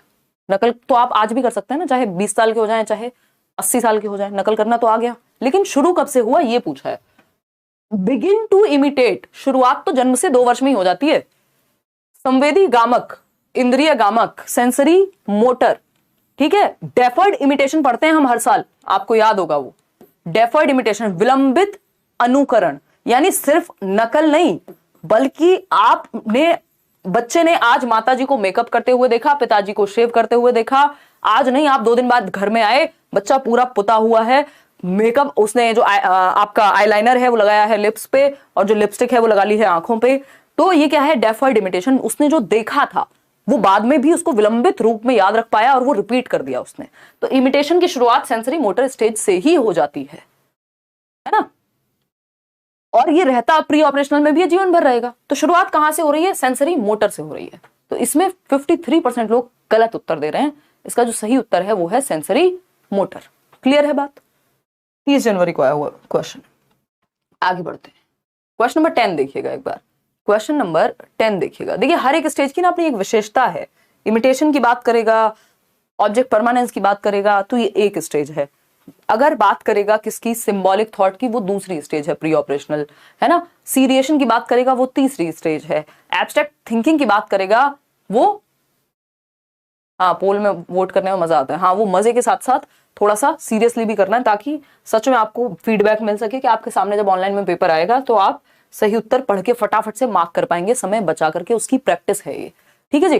तो अगर हम बात करें 33% वाले में थी मैं, कोई कह रहा है, बहुत बढ़िया जी। क्वेश्चन नंबर 10 है, in accordance to Jean Piaget's theory of cognitive development a teacher should give tasks requiring dash to students in age group 7 to 11 years for working independently. यानी 7 से 11 वर्ष के बच्चों को किस तरह के टास्क देने चाहिए एक टीचर को, ये पूछा है। बताइए फटाफट से किस तरह के टास्क। तो कौन सी स्टेज होती है 7 से 11? Concrete operational. तो टास्क कैसे होने चाहिए? मूर्त होने चाहिए, जिसपे लॉजिक लग पाए और मूर्त चीजों पे लॉजिक लगा पाए बच्चा। हाइपोथेटिकल डिडक्टिव रीजनिंग के टास्क तो फॉर्मल ऑपरेशनल में देने हैं लास्ट स्टेज में 11 से 14 में। रिवर्सिबल थिंकिंग, हाँ इस स्टेज में रिवर्सिबल थिंकिंग आ जाती है। क्यों? क्योंकि कॉन्क्रीट ऑपरेशनल में कंजर्वेशन आता है, संरक्षण, संरक्षण में रिवर्सिबल थिंकिंग की जरूरत होती है, डिसेंट्रेशन की जरूरत होती है। तो यहाँ पे डिसेंट्रेशन होता है तब भी सही है। पैसिव इमिटेशन की कोई स्टेज पियाजे नहीं कहते। ऑब्जेक्ट परमानेंस जन्म से 2 वर्ष में ही आ जाता है। 7 से 11 में रिवर्सिबल थिंकिंग ही प्रतिवर्ती चिंतन के बर्फ पानी बन सकती है, यानी आइस कैन बिकम वाटर और water can be freezed into ice. तो ये क्या है? ये रिवर्सिबल थिंकिंग है। 1 से 100 तक, 100 से 1 तक, ठीक। ये सीरिएशन का गुण हो गया। अगर हम बात कर रहे हैं स्कूल से घर और घर से स्कूल का रास्ता याद हो सकता है इस उम्र में, तो रिवर्सिबल थिंकिंग यानी चीजों को रिवर्स कर पाना, बी ऑप्शन। आगे बढ़ेंगे क्वेश्चन नंबर 11 पर। देखिए एक बार 30 जनवरी का पेपर है ये, पेपर 1। क्या है question? According to Jean Piaget's theory of cognitive development at which stage do most children, यानी ज्यादातर बच्चे become capable of solving abstract problems in logical fashion, यानी अमूर्त समस्याओं को तार्किक रूप से, यानी लॉजिक अबाउट एब्स्ट्रैक्ट थिंकिंग। तो अब वो अमूर्त चीजें जो उसके सामने नहीं है उसको भी तार्किक रूप से उस पर चिंतन कर पाएगा, लॉजिक लगा पाएगा। कौन सी स्टेज है भैया? एब्स्ट्रैक्ट लिखा है तो सीधा दौड़ के जाओ फॉर्मल ऑपरेशनल पे। 11 से 14 वर्ष, आसान सा क्वेश्चन है, इसमें कुछ भी नहीं है। अगर इसमें कॉन्क्रीट लॉजिक लिखा होता तो कॉन्क्रीट ऑपरेशनल हो जाता। आगे बढ़ेंगे क्वेश्चन नंबर 12। इजी लग रहे होंगे अब तो क्वेश्चंस कल के डिस्कशन के बाद। अभी कुछ चीजें हैं जो नई आपको पता लगेंगी, हम नया डिस्कशन कुछ करेंगे। एक दो क्वेश्चंस हैं जो बहुत अलग हैं। Children in dash stage can solve concrete problems in a logical fashion but have difficulty thinking hypothetically. भैया लॉजिकल फैशन यानी तर्क तो आ गया है, और तर्क सबसे पहले कब आता है आपको पता है 7 से 11 कॉन्क्रीट ऑपरेशनल में, ठीक है। But have difficulty thinking hypothetically. Hypothetically क्या होता है? परिकल्पना। मान लीजिए कोई बच्चा है जो रोज लेट आता है, ठीक है, तो जो व्यक्ति 7 से 11 उम्र के जो उसके सहपाठी होंगे वो जरूरी नहीं है इस बात पे हाइपोथेसाइज कर पाए, परिकल्पना कर पाए कि इसके पीछे के क्या क्या रीजंस हो सकते हैं कि बच्चा हमारी क्लास में एक लेट आता है। वो सोचेंगे अरे यार ये तो जान की लेट आता है, वो एक ही पर्सपेक्टिव पे ज्यादातर टिके रहते हैं, है ना। तो लॉजिक तो है उनमें, लेकिन परिकल्पना नहीं है, वो उतना इमेजिन नहीं कर पाएंगे कि इसके पॉसिबल सॉल्यूशंस या रीजंस क्या हो सकते हैं एक प्रॉपर लॉजिकल इमेजिनेशन के थ्रू, क्योंकि हाइपोथेसिस या परिकल्पना की जो उम्र है वो है फॉर्मल ऑपरेशनल 11 से 15 वर्ष, ठीक है ना। तो सेंसरी मोटर में तो लॉजिक आता नहीं है भैया, प्री ऑपरेशनल में भी नहीं आता। कॉन्क्रीट ऑपरेशनल में पहली बार मूर्त चीजों को लेके लॉजिक आ जाता है, तर्क आ जाता है। फॉर्मल ऑपरेशनल में तो हाइपोथेसिस भी आ जाएगी। तो डिफिकल्टी है हाइपोथेटिकल थिंकिंग में, इसलिए फॉर्मल ऑपरेशनल नहीं हो सकता। अगर हाइपोथेटिको डिडक्टिव रीजनिंग भी कर लेता तो फॉर्मल हो जाता। क्वेश्चन नंबर 13 देखिएगा फटाफट से और समझेंगे क्या कहानी है। अकॉर्डिंग टू जीन पियाजे चिल्ड्रन लर्न मीनिंगफुली। बच्चे अर्थपूर्ण ढंग से, अर्थपूर्ण क्या है? एक तो है रट्टाफिकेशन, रोट लर्निंग, रटंत विद्या, 2 एकम 2, 2 दूनी 4, रटे जा रहे हैं, है ना। वही अगर हम बात करते हैं, दूसरा है मीनिंगफुल लर्निंग, जिसकी हम आज के समय में बात करते हैं, जिसकी कंस्ट्रक्टिविज्म बात करता है, रचनावाद बात करता है कि बच्चा अर्थपूर्ण ढंग से सीखे, ठीक है नेहा। चलिए बताइए, 75% लोग डी कह रहे हैं। जहां बच्चा एक्टिव होगा, भाई मीनिंगफुल क्या होती है? कोई भी चीज अर्थपूर्ण कब होगी? जब आप उसमें सक्रिय रूप से भागीदार बनेंगे, है ना। भाई जिस शादी में आप मन भर के आपने तैयारियां की हैं, है ना, कपड़े सिलवाए हैं, डांस किया है, ये वो, अब वो आपके लिए मीनिंगफुल हो गई, वो आपको याद रहेगी। जिसमें आप एक्टिव हैं, जिसका आपको पता नहीं रोज कितनी शादियां हो रही हैं, वो मैटर नहीं करती, है ना। इसके एग्जाम्पल बहुत सारे हो सकते हैं। बेसिकली जो आपकी रियल लाइफ से जुड़ जाती है चीज, या वो आपके लिए मीनिंगफुल हो जाती है। जो चीज आपके जीवन से नहीं जुड़ पाती, या जो एक्टिवली आप नहीं सीखते, पैसिवली बस रिसीव कर लेते हैं, रट लेते हैं, वो आपके लिए मीनिंगफुल नहीं होती। और पियाजे का सिद्धांत हो, वाइगोस्की का सिद्धांत हो, इसी बात पे फोकस करते हैं कि लर्निंग मीनिंगफुल हो सके, अर्थपूर्ण हो सके, जिसको आप रियल लाइफ में कल को अप्लाई कर पाए, सिर्फ रट्टे ना लगाएं, ठीक। हाँ, तो क्षमा, जिनको समस्या हो रही है ना, जो नए नए लोग हैं, उनको मैराथन सेशन देखना चाहिए। पियाजे वाइगोस्की का थियरी डालिए यूट्यूब पे, हिमांशु सिंह लिखिए आगे, और वो देख लीजिए। उसके बाद क्वेश्चन करोगे तो बहुत अच्छे से समझ में आ जाएगा, ठीक है ना। 83% लोग डी कह रहे हैं। थ्रू सेल्फ इनिशिएटेड एक्टिविटी, जहां बच्चा एक्टिव होगा वही मीनिंगफुल लर्निंग हो रही होगी। देखिए कहां है बच्चा active. Through the process of conditioning of stimuli and response. देखिए ये व्यवहारवाद का थॉट है कंडीशनिंग का। कंडीशनिंग वही है कि आपने आदत डलवा दी है, बार बार 2 एकम 2, 2 दूनी 4 इतनी बार हुआ है कि अब आपको बाय डिफॉल्ट पता है। आपसे पूछे कोई 2 5 जा कितना होता है, आप फटाफट बता देंगे 10। कैसे आता है ये बेशक ना पता हो आपको। When offered rewards and punishment, reward and punishment की भी बात कंस्ट्रक्टिविज्म में नहीं होती, पियाजे नहीं करते। When adults take control and provide explanation, यहां पे कंट्रोल की बात नहीं होती। बच्चा एक्टिव एक्सपेरिमेंटेटर है, लिटिल साइंटिस्ट है, नन्हा वैज्ञानिक है, बच्चा भी बराबर का सक्रिय भागीदार है सीखने में, ठीक है जी। तो एक ही ऑप्शन है जो बच्चे को एक्टिव रखता है, जो बच्चे को, जहां बच्चा सबसे ज्यादा एक्टिव है वही उत्तर सही है। खुद से आरंभ की गई गतिविधि व खोज में, through self initiated activity and discovery में जब बच्चा संलग्न होगा तो लर्निंग मीनिंगफुल होगी, भूलेगा नहीं, जीवन से जुड़ जाएगी। 30 जनवरी paper 2, D option is the right answer over here. आगे बढ़ेंगे, क्वेश्चन नंबर है 14। देखिएगा एक बार क्या कहानी है 14 में। Which of the following statements is not correct, यानी सही नहीं है, about Piaget's proposal about sequence of stages. यानी बहुत प्यारा क्वेश्चन है, बहुत ही अच्छा क्वेश्चन है, आसान क्वेश्चन, लेकिन आप इसमें फंसेंगे। देखिएगा 30 जनवरी को, ये भी पेपर 2 का ही क्वेश्चन है। यानी पियाजे द्वारा प्रस्तावित चरणबद्ध क्रम जो है, कौन सा वाक्य सही नहीं है उस क्रम के बारे में। यानी जो स्टेजेस हैं उनकी, SPCF, sensory motor, pre operational, concrete operational और फॉर्मल ऑपरेशनल, इन 4 स्टेजेस में जो उन्होंने संज्ञानात्मक विकास यानी कॉग्निटिव डेवलपमेंट के लिए दी है, कौन सी बात उन स्टेजेस के क्रम के बारे में सही नहीं है। पहला ऑप्शन है all aspects of cognitive change in an integrated fashion following a similar course, यानी संज्ञानात्मक बदलाव एकीकृत रूप में होता है जिसकी दिशा समान होती है। यानी जितने भी कॉग्निटिव डेवलपमेंट के चेंजेस हैं वो एक किसमें होते हैं, एकीकृत फैशन में होते हैं, जुड़े हुए हैं एक दूसरे से, लेकिन उनका जो कोर्स है वो सिमिलर है, यानी दिशा सेम रहती है सभी बच्चों में, सीक्वेंस सेम रहता है। बात सही है नहीं है भाई? जिस व्यक्ति ने स्टेज की बात की है तो सेम रहने की बात करेगा ना। स्टेज ऐसा थोड़ी इंडिया में स्टेज अलग हो जाएंगी, पाकिस्तान में अलग हो जाएंगी, अमेरिका में अलग हो जाएंगी पियाजे की स्टेजेस। भैया पियाजे एक स्विट्जरलैंड या स्विस मनोवैज्ञानिक थे, अब वो स्विस बच्चों के लिए भी वही बात लागू होगी जो अमेरिकन बच्चों के लिए होगी, क्योंकि स्टेजेस जिसने भी दिए हैं वो सबके लिए सेम है। ठीक है ना? तो बी ऑप्शन कह रहे हैं यहाँ पे कितने लोग, 47% लोग। बहुत बढ़िया, मुझे उम्मीद कम थी कि आप ये सही उत्तर देंगे।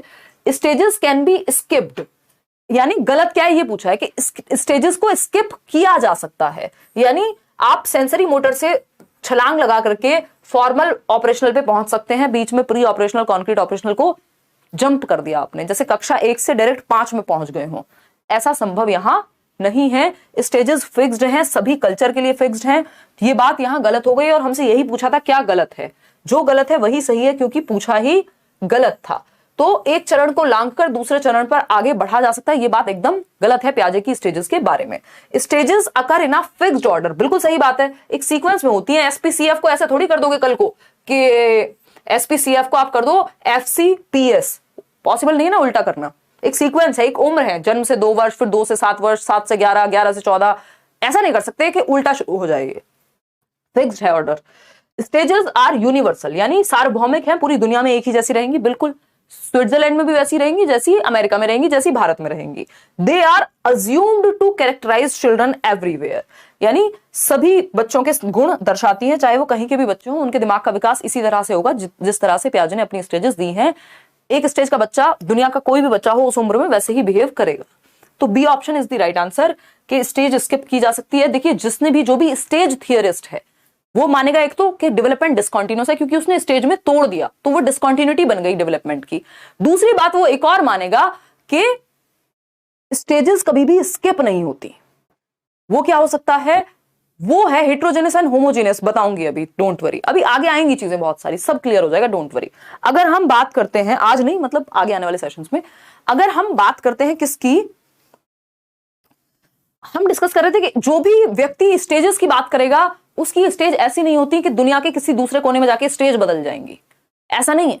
ये कोई गाड़ी का मॉडल नहीं है कि कोई कार का मॉडल है, इंडिया में अलग आ जाएगा, अमेरिका में अलग आ जाएगा, यहां स्टीयरिंग राइट है, कहीं और लेफ्ट होगा, ऐसा नहीं चलेगा। ये स्टेजेस फिक्स होती हैं, कोई भी हो, चाहे वो कोलबर्ग की स्टेज हो, पियाजे की स्टेज हो, सिगमंड फ्रॉइड की स्टेज हो, एरिक एरिक्सन की स्टेज हो, जिसने भी स्टेज की बात की है वो पूरी दुनिया में स्टेजेस सेम रहेंगी। ठीक है ना? चलिए बहुत बढ़िया, आगे मस्त तैयारी कीजिए जितेंद्र यादव जी, आपका भी सीटेट हो गया है क्रैक। तो क्वेश्चन नंबर 15 देखिएगा क्वेश्चन नंबर 15 क्या कहता है। क्वेश्चन नंबर 15 ये आया है 24 जनवरी को, अभी 2023 में जो ऑनलाइन पेपर हुआ है, पेपर 1। अकॉर्डिंग टू पियाजे which of these factors plays an important role in cognitive development, यानी पियाजे के अनुसार इनमें से कौन सा कारक संज्ञानात्मक विकास में महत्वपूर्ण भूमिका निभाता है। यही क्वेश्चन कल भी किया था, बस उसके ऑप्शंस चेंज थे, ऑप्शंस डिफरेंट थे। भाई पियाजे कंडीशनिंग की बात नहीं करते, नकल की बात एज सच नहीं करते, बट किसी स्टेज में नकल आ जाए तो बात अलग है। ठीक है ना? लेकिन फैक्टर नहीं है ना ये। पियाजे के जो 4 फैक्टर थे MESE, उनमें से ये कोई फैक्टर नहीं है, ना कंडीशनिंग, ना इमिटेशन, ना रीइंफोर्समेंट। रीइंफोर्समेंट और कंडीशनिंग तो व्यवहारवादी कॉन्सेप्ट हैं, पियाजे नहीं बात करेंगे, पैवलोव और स्किनर बात करेंगे। तो एक्टिविटी, पियाजे एक्टिव कंस्ट्रक्टर, लिटिल साइंटिस्ट कह रहे हैं बच्चे को, नन्हा वैज्ञानिक कह रहे हैं। यहाँ पे MESE याद है ना, मैचुरेशन, यानी बायोलॉजिकल मैचुरेशन या जीन्स महत्वपूर्ण हो गए। दूसरा एक्सपीरियंस, जिसको आप एक्टिविटी कह सकते हो। तीसरा है सोशल इंटरेक्शन और चौथा है इक्विलिब्रेशन। क्लियर है बात या कोई दिक्कत परेशानी इस बात को समझने में आपको हो रही है, बताओ एक बार। तो A option is the right answer. Experience को ही एक्टिविटी कह देते हैं, ये हमें पता है। क्वेश्चन नंबर 16 देखिएगा एक बार और जवाब दीजिएगा। 25 जनवरी evening shift paper 2, one of major criticism, बहुत प्यारा क्वेश्चन, यानी संज्ञानात्मक विकास जो है पियाजे का, उसकी एक प्रमुख आलोचना है। क्रिटिसिज्म मतलब आलोचना है, नेगेटिव साइड दिखाई है किसी ने उसकी, वो क्या है, पियाजे की थियरी की आलोचना क्या है, ये पूछा है हमसे। पहला ऑप्शन है he did not consider children as active beings. भैया पियाजे चिल्ला चिल्ला के कह रहे हैं, चले गए दुनिया से चिल्लाते चिल्लाते, कि बच्चे क्या हैं, एक्टिव बीइंग्स हैं, एक्टिव एक्सप्लोरर्स हैं, नन्हे वैज्ञानिक हैं, यानी वो एक्सपेरिमेंट करते रहते हैं। एक पेन भी उनके सामने रख दोगे उसको भी तोड़ेंगे, फोड़ेंगे, खोलेंगे, देखेंगे, टच करेंगे, फील करेंगे, यानी एक्टिव बीइंग्स हैं, सक्रिय हैं। ये कह रहे हैं एक्टिव बीइंग नहीं है। पूरा कंस्ट्रक्टिविज्म एक्टिव बीइंग पे या बच्चे के एक्टिव होने पे बेस्ड है, और ये कह रहे हैं कि एक्टिव नहीं होते बच्चे। तो पियाजे ऐसा नहीं कह सकते, जीते जी और मरने के बाद कभी नहीं कह सकते ऐसा, ठीक है ना। बी ऑप्शन है, he gave too much importance to the role of language in cognition. भैया टू मच इंपॉर्टेंस पियाजे ने नहीं दी, बल्कि उन 4 फैक्टर्स में लैंग्वेज है भी नहीं। उन्होंने ये नहीं कहा कि लैंग्वेज इंपॉर्टेंट ही नहीं है, बट नॉट दैट इंपॉर्टेंट। तो एक सिग्निफिकेंट फैक्टर कह सकते हो, बट ऐसा नहीं है कि उन्होंने बहुत ज्यादा इंपॉर्टेंस दे दी लैंग्वेज को इसलिए उनको क्रिटिसाइज किया जाता है, ऐसा तो है ही नहीं। वो एक बार को वाइगोस्की को कह दो तो समझ भी आएगा।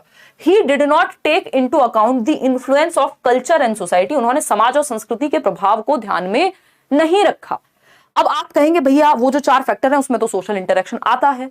वो सोशल इंटरेक्शन उतना प्रभावी नहीं है जितना वाइगोस्की उसकी बात करेंगे, क्योंकि ये अगर इतना ही प्रभाव इन्होंने कल्चर और सोसाइटी को दिया होता तो ये भी सोशियो कंस्ट्रक्टिविस्ट हो जाते, सामाजिक रचनावादी कहलाते वाइगोस्की की तरह। ये रेडिकल क्यों कहलाते, है ना। फिर आता है D option, he laid too much emphasis on use of reward and punishment. पियाजे हो, वाइगोस्की हो या कोई भी रचनावादी व्यक्ति हो, वो रिवॉर्ड पनिशमेंट पे ज्यादा फोकस नहीं करता। ये इनाम और सजा का जो कॉन्सेप्ट है ये व्यवहारवाद का कॉन्सेप्ट है कि सही काम करे तो दो रुपए दे दो, मैं 2 डंडे की बात कर रही थी, और गलत काम करे तो 2 डंडे लगा दो। ये क्या है, ये लालच वाला कॉन्सेप्ट है, इससे बहुत लंबा नहीं चलता ये, है ना।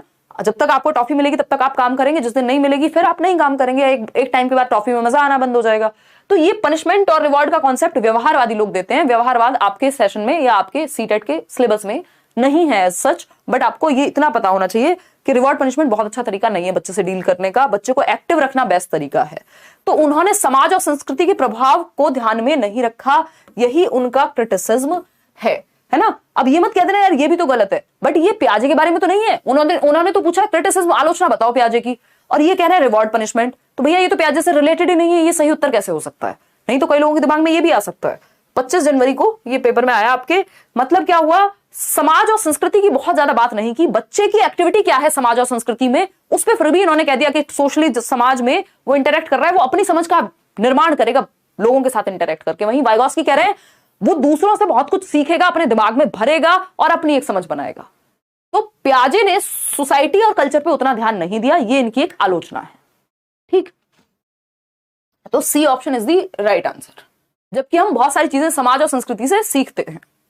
क्वेश्चन नंबर 17 देखिएगा, अकॉर्डिंग टू पियाजे which of these factors does not play an important role in cognitive development. यानी कौन से तत्व हैं जो संज्ञानात्मक विकास में महत्वपूर्ण भूमिका नहीं निभाते, हमारे संज्ञान, हमारे मेंटल डेवलपमेंट में, हमारे इंटेलेक्चुअल डेवलपमेंट में जिनकी भूमिका ना के बराबर है, या वो फैक्टर्स हैं।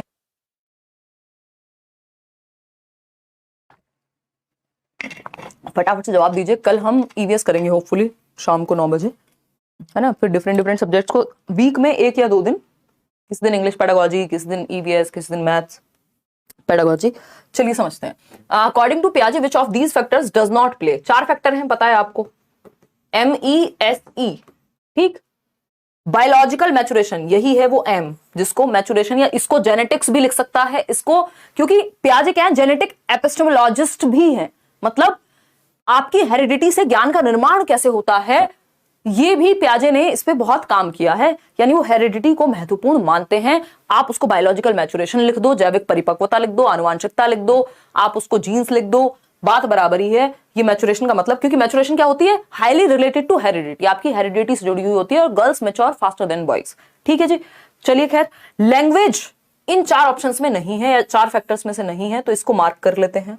एक्सप्लोरेशन यानी एक्सपीरियंस भी कह सकते हो आप इसको, और एक्टिविटी, दोनों बातें सही है ना।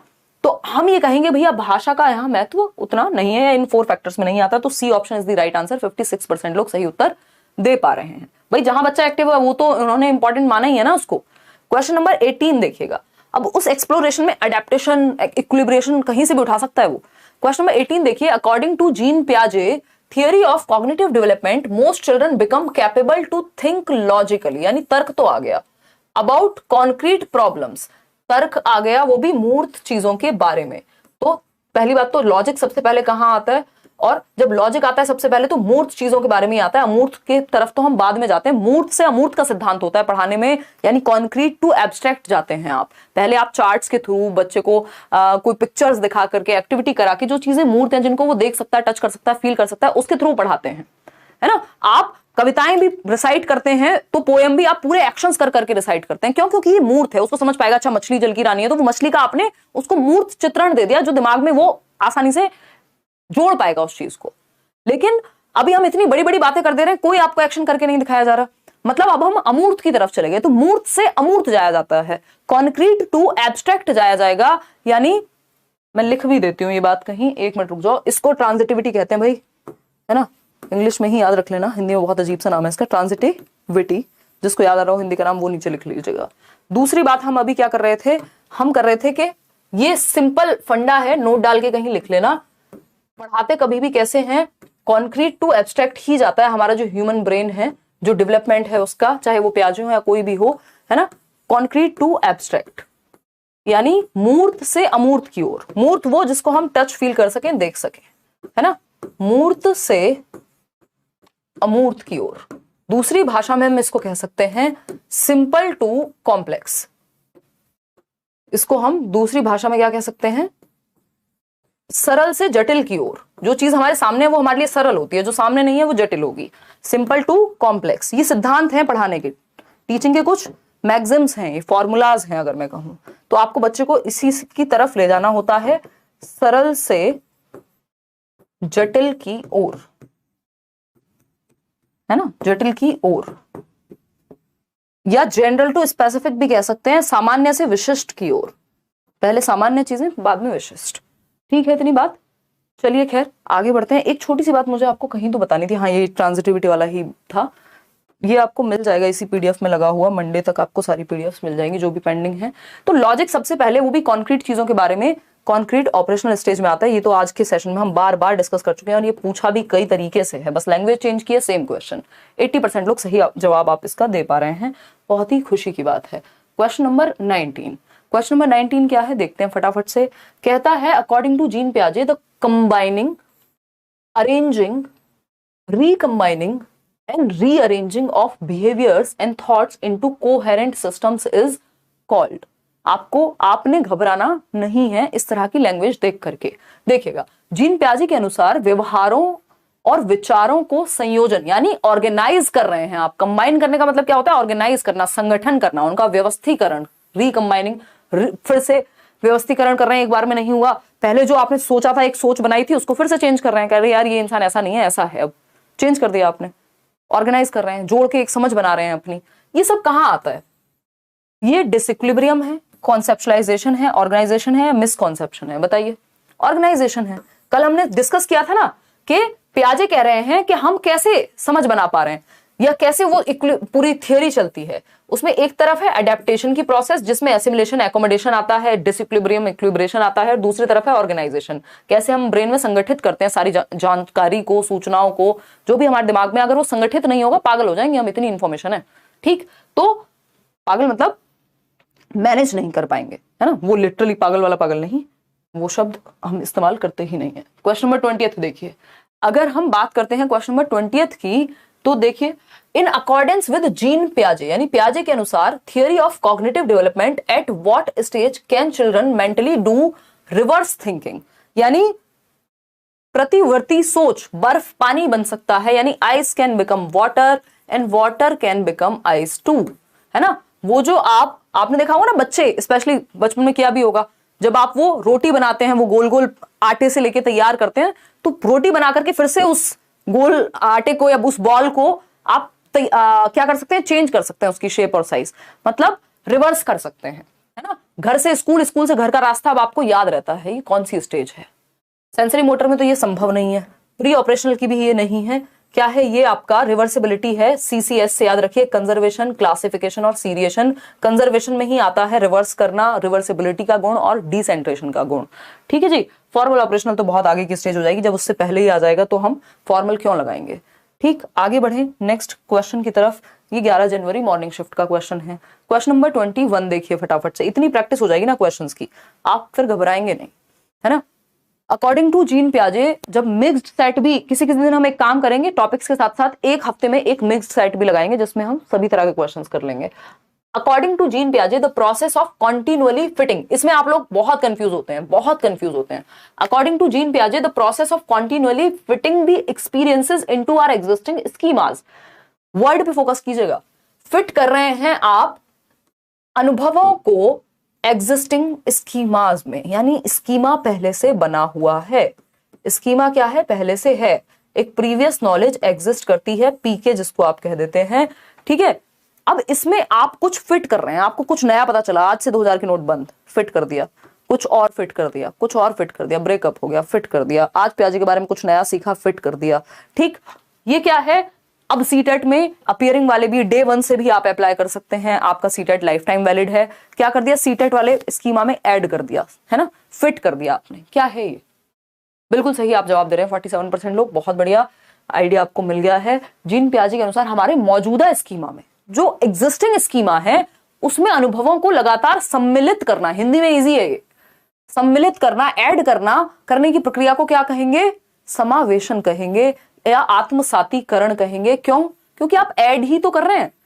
देखिए, पुराना स्कीमा चाहे आप एसिमुलेट करें चाहे आप एकोमोडेट करें, चेंज होता ही है। ये अपने आप में कंफ्यूजिंग बात है, इससे हम बचते हैं। क्यों? क्योंकि कंफ्यूजन ना हो, अदरवाइज चेंज तो स्कीमा में होना ही होना है।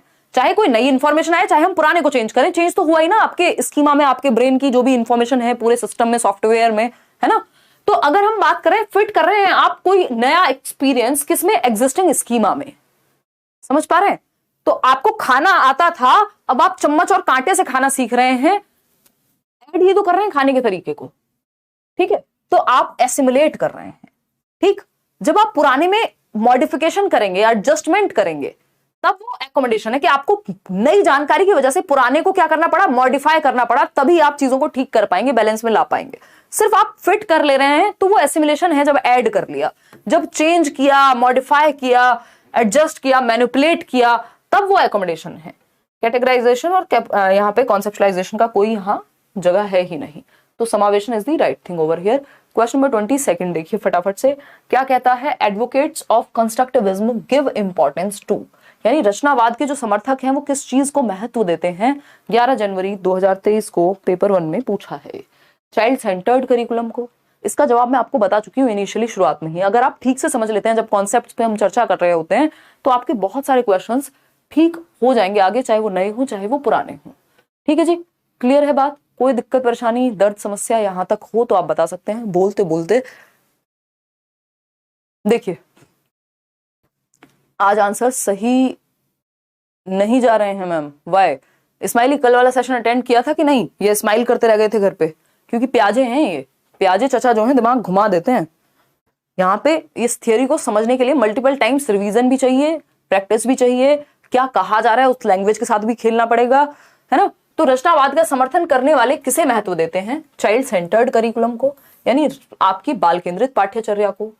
कल्चरली नॉन रिस्पॉन्सिव पेडागोजी, यानी सांस्कृतिक रूप से कोई फर्क ही ना पड़े जिस पेडागोजी को, क्यों दुश्मनी है इनकी? नहीं तो।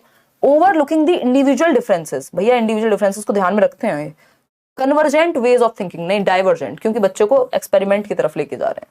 तो सिंपल आंसर यहाँ पे क्या है? Child centred curriculum. कंस्ट्रक्टिविज्म यानी रचनावाद, रचनावाद बच्चे को एक्टिव रखेगा, बच्चे को एक्टिव रखेगा यानी बच्चे को सेंटर में रखेगा, सेंटर में रखेगा तो चाइल्ड सेंटर्ड हो गया। बच्चे एक्टिव हैं तो चाइल्ड सेंटर्ड हुआ, टीचर और बच्चे दोनों एक्टिव हैं कंस्ट्रक्टिविज्म में, चाइल्ड सेंटर्ड में, तो क्या हो गया? यानी ये बच्चे को सेंटर में रख करके बनाई गई मॉडर्न टेक्निक्स हैं जो कंस्ट्रक्टिविज्म फॉलो करता है। क्वेश्चन नंबर 23 देखिए फटाफट से और जवाब दीजिए, थोड़ी सी स्पीड अभी बढ़ाएंगे।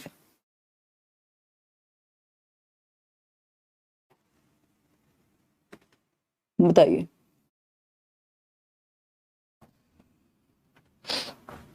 आज बहुत गलत हो रहे हैं, स्पीड थोड़ी तेज है?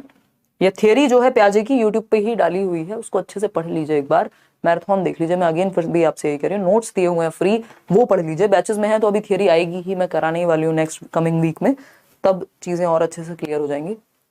देखिए, तो बैचेस से याद आया, बैचेस में आप अभी भी एनरोल कर सकते हैं, चाहे वो सीटेट के बैचेस हो या अदर बैचेस हो। विच of the following statements is correct in the context of language and thought, यानी भाषा और विचार के संबंध में कौन सा एक कथन सही है? पहला ऑप्शन है, जीन पियाजे suggested that language facilitates cognition, यानी पियाजे ये प्रस्तावित करते हैं कि भाषा संज्ञान में सहायक होती है। पियाजे तो उन 4 फैक्टर्स में मानते नहीं है लैंग्वेज को, बट हाँ इसके अगेंस्ट नहीं है वो, तो हमको समझना होगा। देखो, जिनके क्वेश्चंस गलत हो रहे हैं ये मान के चलो ये अभी प्रैक्टिस का ही समय है ना, यहां गलती होगी तो पेपर में गलती सुधर पाएगी, ठीक है ना। देखिए, Lev Vygotsky suggested that language has no influence on thinking, और ये गलती तो आप इसलिए देख पाते हैं क्योंकि पोल में जवाब दे रहे हैं, अदरवाइज आपको लगेगा अरे मैंने तो मन में तो यही सोचा था, लिख दिया था बस कुछ और, वहां जब गलत होता है तब पता लगता है आपको। Lev Vygotsky suggested that language has no influence, भैया लेव वाइगोस्की तो सोसाइटी, कल्चर, लैंग्वेज इन्हीं तीन पे टिके हुए हैं, और ये कह रहे हैं लैंग्वेज की कोई वैल्यू नहीं कर रहे वाइगोस्की। सी ऑप्शन है, जीन पियाजे suggested that thinking depends on speech, यानी थिंकिंग जो है वो स्पीच से आती है, यानी लैंग्वेज से थॉट आता है ना कि थॉट से लैंग्वेज। बताओ विचार पहले आया कि भाषा पहले आई, फटाफट बताओ। लेव Vygotsky suggested that language enables tools for thinking. क्या लग रहा है आपको? 32% लोग डी ऑप्शन ही सही दे पा रहे हैं उत्तर में, 33% लोग ए में कंफ्यूज है, 32% लोग कह रहे हैं ए ऑप्शन सही है। जीन पियाजे suggested that language facilitates cognition. देखिए, पियाजे ने कोई डायरेक्टली बहुत ज्यादा बात की नहीं है, लेकिन हम नकारते नहीं है, क्योंकि इन्होंने एक बार क्या किया, इनका मन किया कि पियाजे को छेड़ लेते हैं लैंग्वेज के बारे में, नहीं तो पियाजे और लैंग्वेज के क्वेश्चन साथ नहीं देते, जनरली ईगोसेंट्रिक स्पीच तक सीमित रहते हैं। ठीक, अब आपको एक बात पकड़ लेनी है, अगर यहां वाइगोस्की नहीं होते, आप एक बार को इसके साथ जा सकते थे, ए ऑप्शन के साथ। जब आपको पता है वाइगोस्की है और वाइगोस्की से बड़ा समर्थक पियाजे नहीं हो सकते, वाइगोस्की से बड़े समर्थक लैंग्वेज के, चाहे वो कितना भी उसको कुछ भी कह रहे हो। तो लेव Vygotsky suggested that language enables tools for thinking. भैया भाषा क्या है? संज्ञानात्मक विकास में एक यंत्र का, एक टूल का काम करती है, ऐसा वाइगोस्की मानते हैं। लैंग्वेज इज अ टूल, वो साफ साफ कहते हैं। कौन? वाइगोस्की। उन्होंने 3 प्रकार की बात की है भाषा की, private speech, social speech, silent, inner speech, ठीक है ना। वो कहते हैं लैंग्वेज गाइड करती है हमारे थॉट को, लैंग्वेज से डेवलपमेंट होता है, लैंग्वेज हमारे संज्ञान को, हमारी समझ को, मैं और आप समझ कैसे विकसित कर पा रहे हैं? भाषा के माध्यम से।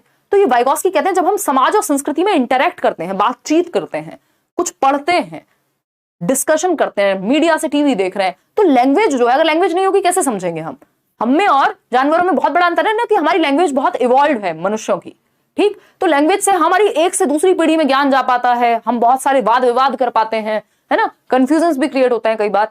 तो लैंग्वेज एक टूल है संज्ञान के विकास के लिए। इसमें एनी डे जब आपको लैंग्वेज के महत्व को समझना हो तो पियाजे से ज्यादा महत्व वाइगोस्की देंगे ही देंगे। उन्होंने तो 4 फैक्टर्स में इन्वॉल्व भी नहीं किया है लैंग्वेज को, ठीक है ना। तो बेटर ऑप्शन यहां ऑफ कोर्स वाइगोस्की होगा, ठीक है। क्लियर है? क्लियर है? चलिए खैर, ये वाइगोस्की के जो आपकी language speech, types of speech हैं, उस पे 1 मिनट में चर्चा करके निकलेंगे, क्योंकि ये जितनी बार रिवीजन होगा ना पेपर तक, उतनी बार दिमाग में चीजें, दिमाग थोड़ा खुलेगा, और गलती करोगे तो याद रहता है, जो हम गलत कर लेते हैं ना उसको फिर हमें याद रहता है कि यार इसका ये वाला आंसर मैंने गलत किया था, ठीक। 3 प्रकार की इन्होंने लैंग्वेज के टाइप्स बताए हैं। एक है प्राइवेट स्पीच, इस पे क्वेश्चन आता ही है, हिंदी पेडागोजी में भी, इंग्लिश में भी, और सीडीपी में भी कई बार आ जाता है। प्राइवेट स्पीच निज वाक कहते हैं इसको। क्या कहते हैं? निज वाक। निज वाक यानी खुद से बातें करना, बोल बोल के, है ना, बचपन में करते थे, आपको याद होगा। तो ये 3 साल की उम्र तक जो है काफी प्रेवेलेंट है ना।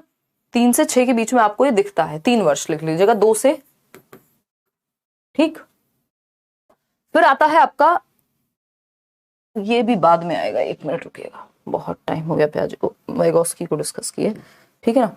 ये देखिए, पहले आता है सोशल स्पीच, के बच्चा 2 साल की उम्र में बोलना सीखता है समाज में, मम्मी खाना दे दो, पापा पानी दे दो, वॉटएवर। तो ये 2 वर्ष की उम्र में सोशल स्पीच शुरू हो जाती है, 2 सेंटेंस जोड़ करके एक नया, 2 वर्ड्स जोड़ करके एक नया सेंटेंस बनाना शुरू कर देगा। ये हम पढ़ चुके हैं, सामाजिक वाक है, समाज में बातचीत करना शुरू कर देगा। फिर इसके बाद वो खुद से बात करना शुरू कर देगा, प्राइवेट कैबिन होते हैं ना लोगों के, उसी तरह से प्राइवेट मतलब खुद से, अपने निजी स्पेस में, तो इसको प्राइवेट स्पीच कहते हैं। ये दूसरे नंबर पे आएगी, यानी कि ये 3 से 6 वर्ष के बीच की कहीं कहानी है ना। फिर आती है बात आपकी साइलेंट इनर स्पीच की, ये हाईएस्ट लेवल कह लीजिए। तीनों रहते जीवन भर हैं, ऐसा नहीं है आज आप बात करना चाहें खुद से बोल बोल के तो नहीं कर सकते। पेपर में जाते होंगे कई लोग, खुद से बातें कर रहे होंगे, यार हिमांशी ने ये बताया था, मुझे तो ये याद आ रहा है, नहीं ऐसे नहीं, ऐसे होता, खुद से ही बातें कर रहे हैं। तो ये प्राइवेट स्पीच है जो आपको गाइडेंस देने का भी काम करती है, ऐसा वाइगोस्की कहते हैं। जब आप परेशान होते हैं तब आप खुद से, सेल्फ टॉक है एक तरह की, है ना, पेपर में आ जाता है कई बार। तो ये क्या सेल्फ टॉक है? जब आप टॉकिंग आउट लाउड, खुद से ही बोल बोल के बातें कर रहे हैं, मन में नहीं, बाहर बातें कर रहे हैं, लेकिन कर खुद से ही रहे हैं। साइलेंट इनर स्पीच है। अब ये स्पीच मन में चली गई, किसी को गाली भी देनी मन में दे दीजिए, उसको बेचारे को पता लगने नहीं वाला। 6 वर्ष के अराउंड आपकी ये आ जाती है। ठीक, क्लियर है? चलिए खैर आगे बढ़ते हैं। तो प्याजे से तो कहीं ज्यादा महत्व वाइगॉस्की ने दिया है लैंग्वेज को। और इसमें एक और चीज, थॉट एंड लैंग्वेज की जब बात चल ही रही है तो यहां पे कहीं लिख भी लीजिएगा, आज मैं बैच में भी बता रही थी, जो लैंग्वेज से थॉट की बात या डेवलपमेंट की बात वो प्याजे करते हैं कि लैंग्वेज जो आपका लर्निंग है उससे डेवलपमेंट होगा। इसका मतलब क्या हुआ, यानी जो आप सीख रहे हैं उससे विकास होगा। लैंग्वेज एंड थॉट के बारे में भी इनके अलग अलग विचार हैं। मैं किस दिन जो लैंग्वेज वाला सेशन होगा उस पर चर्चा करूंगी, ज्यादा लंबा खिंच जाएगा आज ये। लैंग्वेज के बारे में और थॉट के बारे में प्याजे और वाइगॉस्की 2 अलग अलग विचार रखते हैं, है ना। तो उस पर चर्चा नेक्स्ट टाइम करेंगे जब हम लैंग्वेज वाले क्वेश्चंस करेंगे, क्योंकि ये फिर बहुत लंबा चला जाएगा सेशन, ऑलरेडी काफी लंबा हो चुका है। क्वेश्चन नंबर 23 देखिएगा, विच of the following statements is correct in context of language and thought. ये हो चुका है हमारा। आते हैं नेक्स्ट क्वेश्चन पे। क्वेश्चन है हमारा 24, क्योंकि अभी हमें 10 क्वेश्चन और करने हैं और ऑलरेडी कितना टाइम हो गया, 10:30 बज गए रात के। देखिए 3 फरवरी का क्वेश्चन है इवनिंग का। अकॉर्डिंग टू जीन पियाजे, theory of cognitive development at which stage most children can operate on operations and develop hypothetico-deductive thinking। operations मतलब एक्टिविटी कर सकते हैं, लॉजिक उनमें आ गया है और लॉजिक के साथ साथ क्या आ गया है, परिकल्पनात्मक निगमनात्मक सोच आ गई है। यानी अब वो परिकल्पना कर सकते हैं, इमेजिन कर सकते हैं, किसी प्रॉब्लम के बारे में लंबा सोच सकते हैं। तो ये सेंसरी मोटर है, प्री ऑपरेशनल है, जी नहीं। ये है आपका फॉर्मल ऑपरेशनल। हाइपोथेटिको जहां लिखा होगा आप समझ जाएंगे फॉर्मल ऑपरेशनल की बात हो रही है ना। इंडक्टिव और डिडक्टिव लॉजिक पे कभी और चर्चा करेंगे। क्वेश्चन नंबर 25 देखिएगा, जीन पियाजे gave importance to dash in the process of learning. यानी पियाजे ने, ये बहुत पुराना क्वेश्चन है, ये बहुत पुराने समय में आता था। पुराने समय बोले तो 2014 के आसपास ये पहली बार आया था, उसके बाद रिपीट भी हुआ है और ये ऑनलाइन में भी इन्होंने इसको बना के रखा है। तो अगर हम बात करें जीन पियाजे ने अधिगम की प्रक्रिया में किसे महत्व दिया, यानी पियाजे किसको इंपॉर्टेंट समझते हैं सीखने में, यानी जो डेवलपमेंट है उनका या लर्निंग की प्रोसेस है उसमें किसको महत्वपूर्ण मानते हैं पियाजे, फटाफट से जवाब देंगे आप।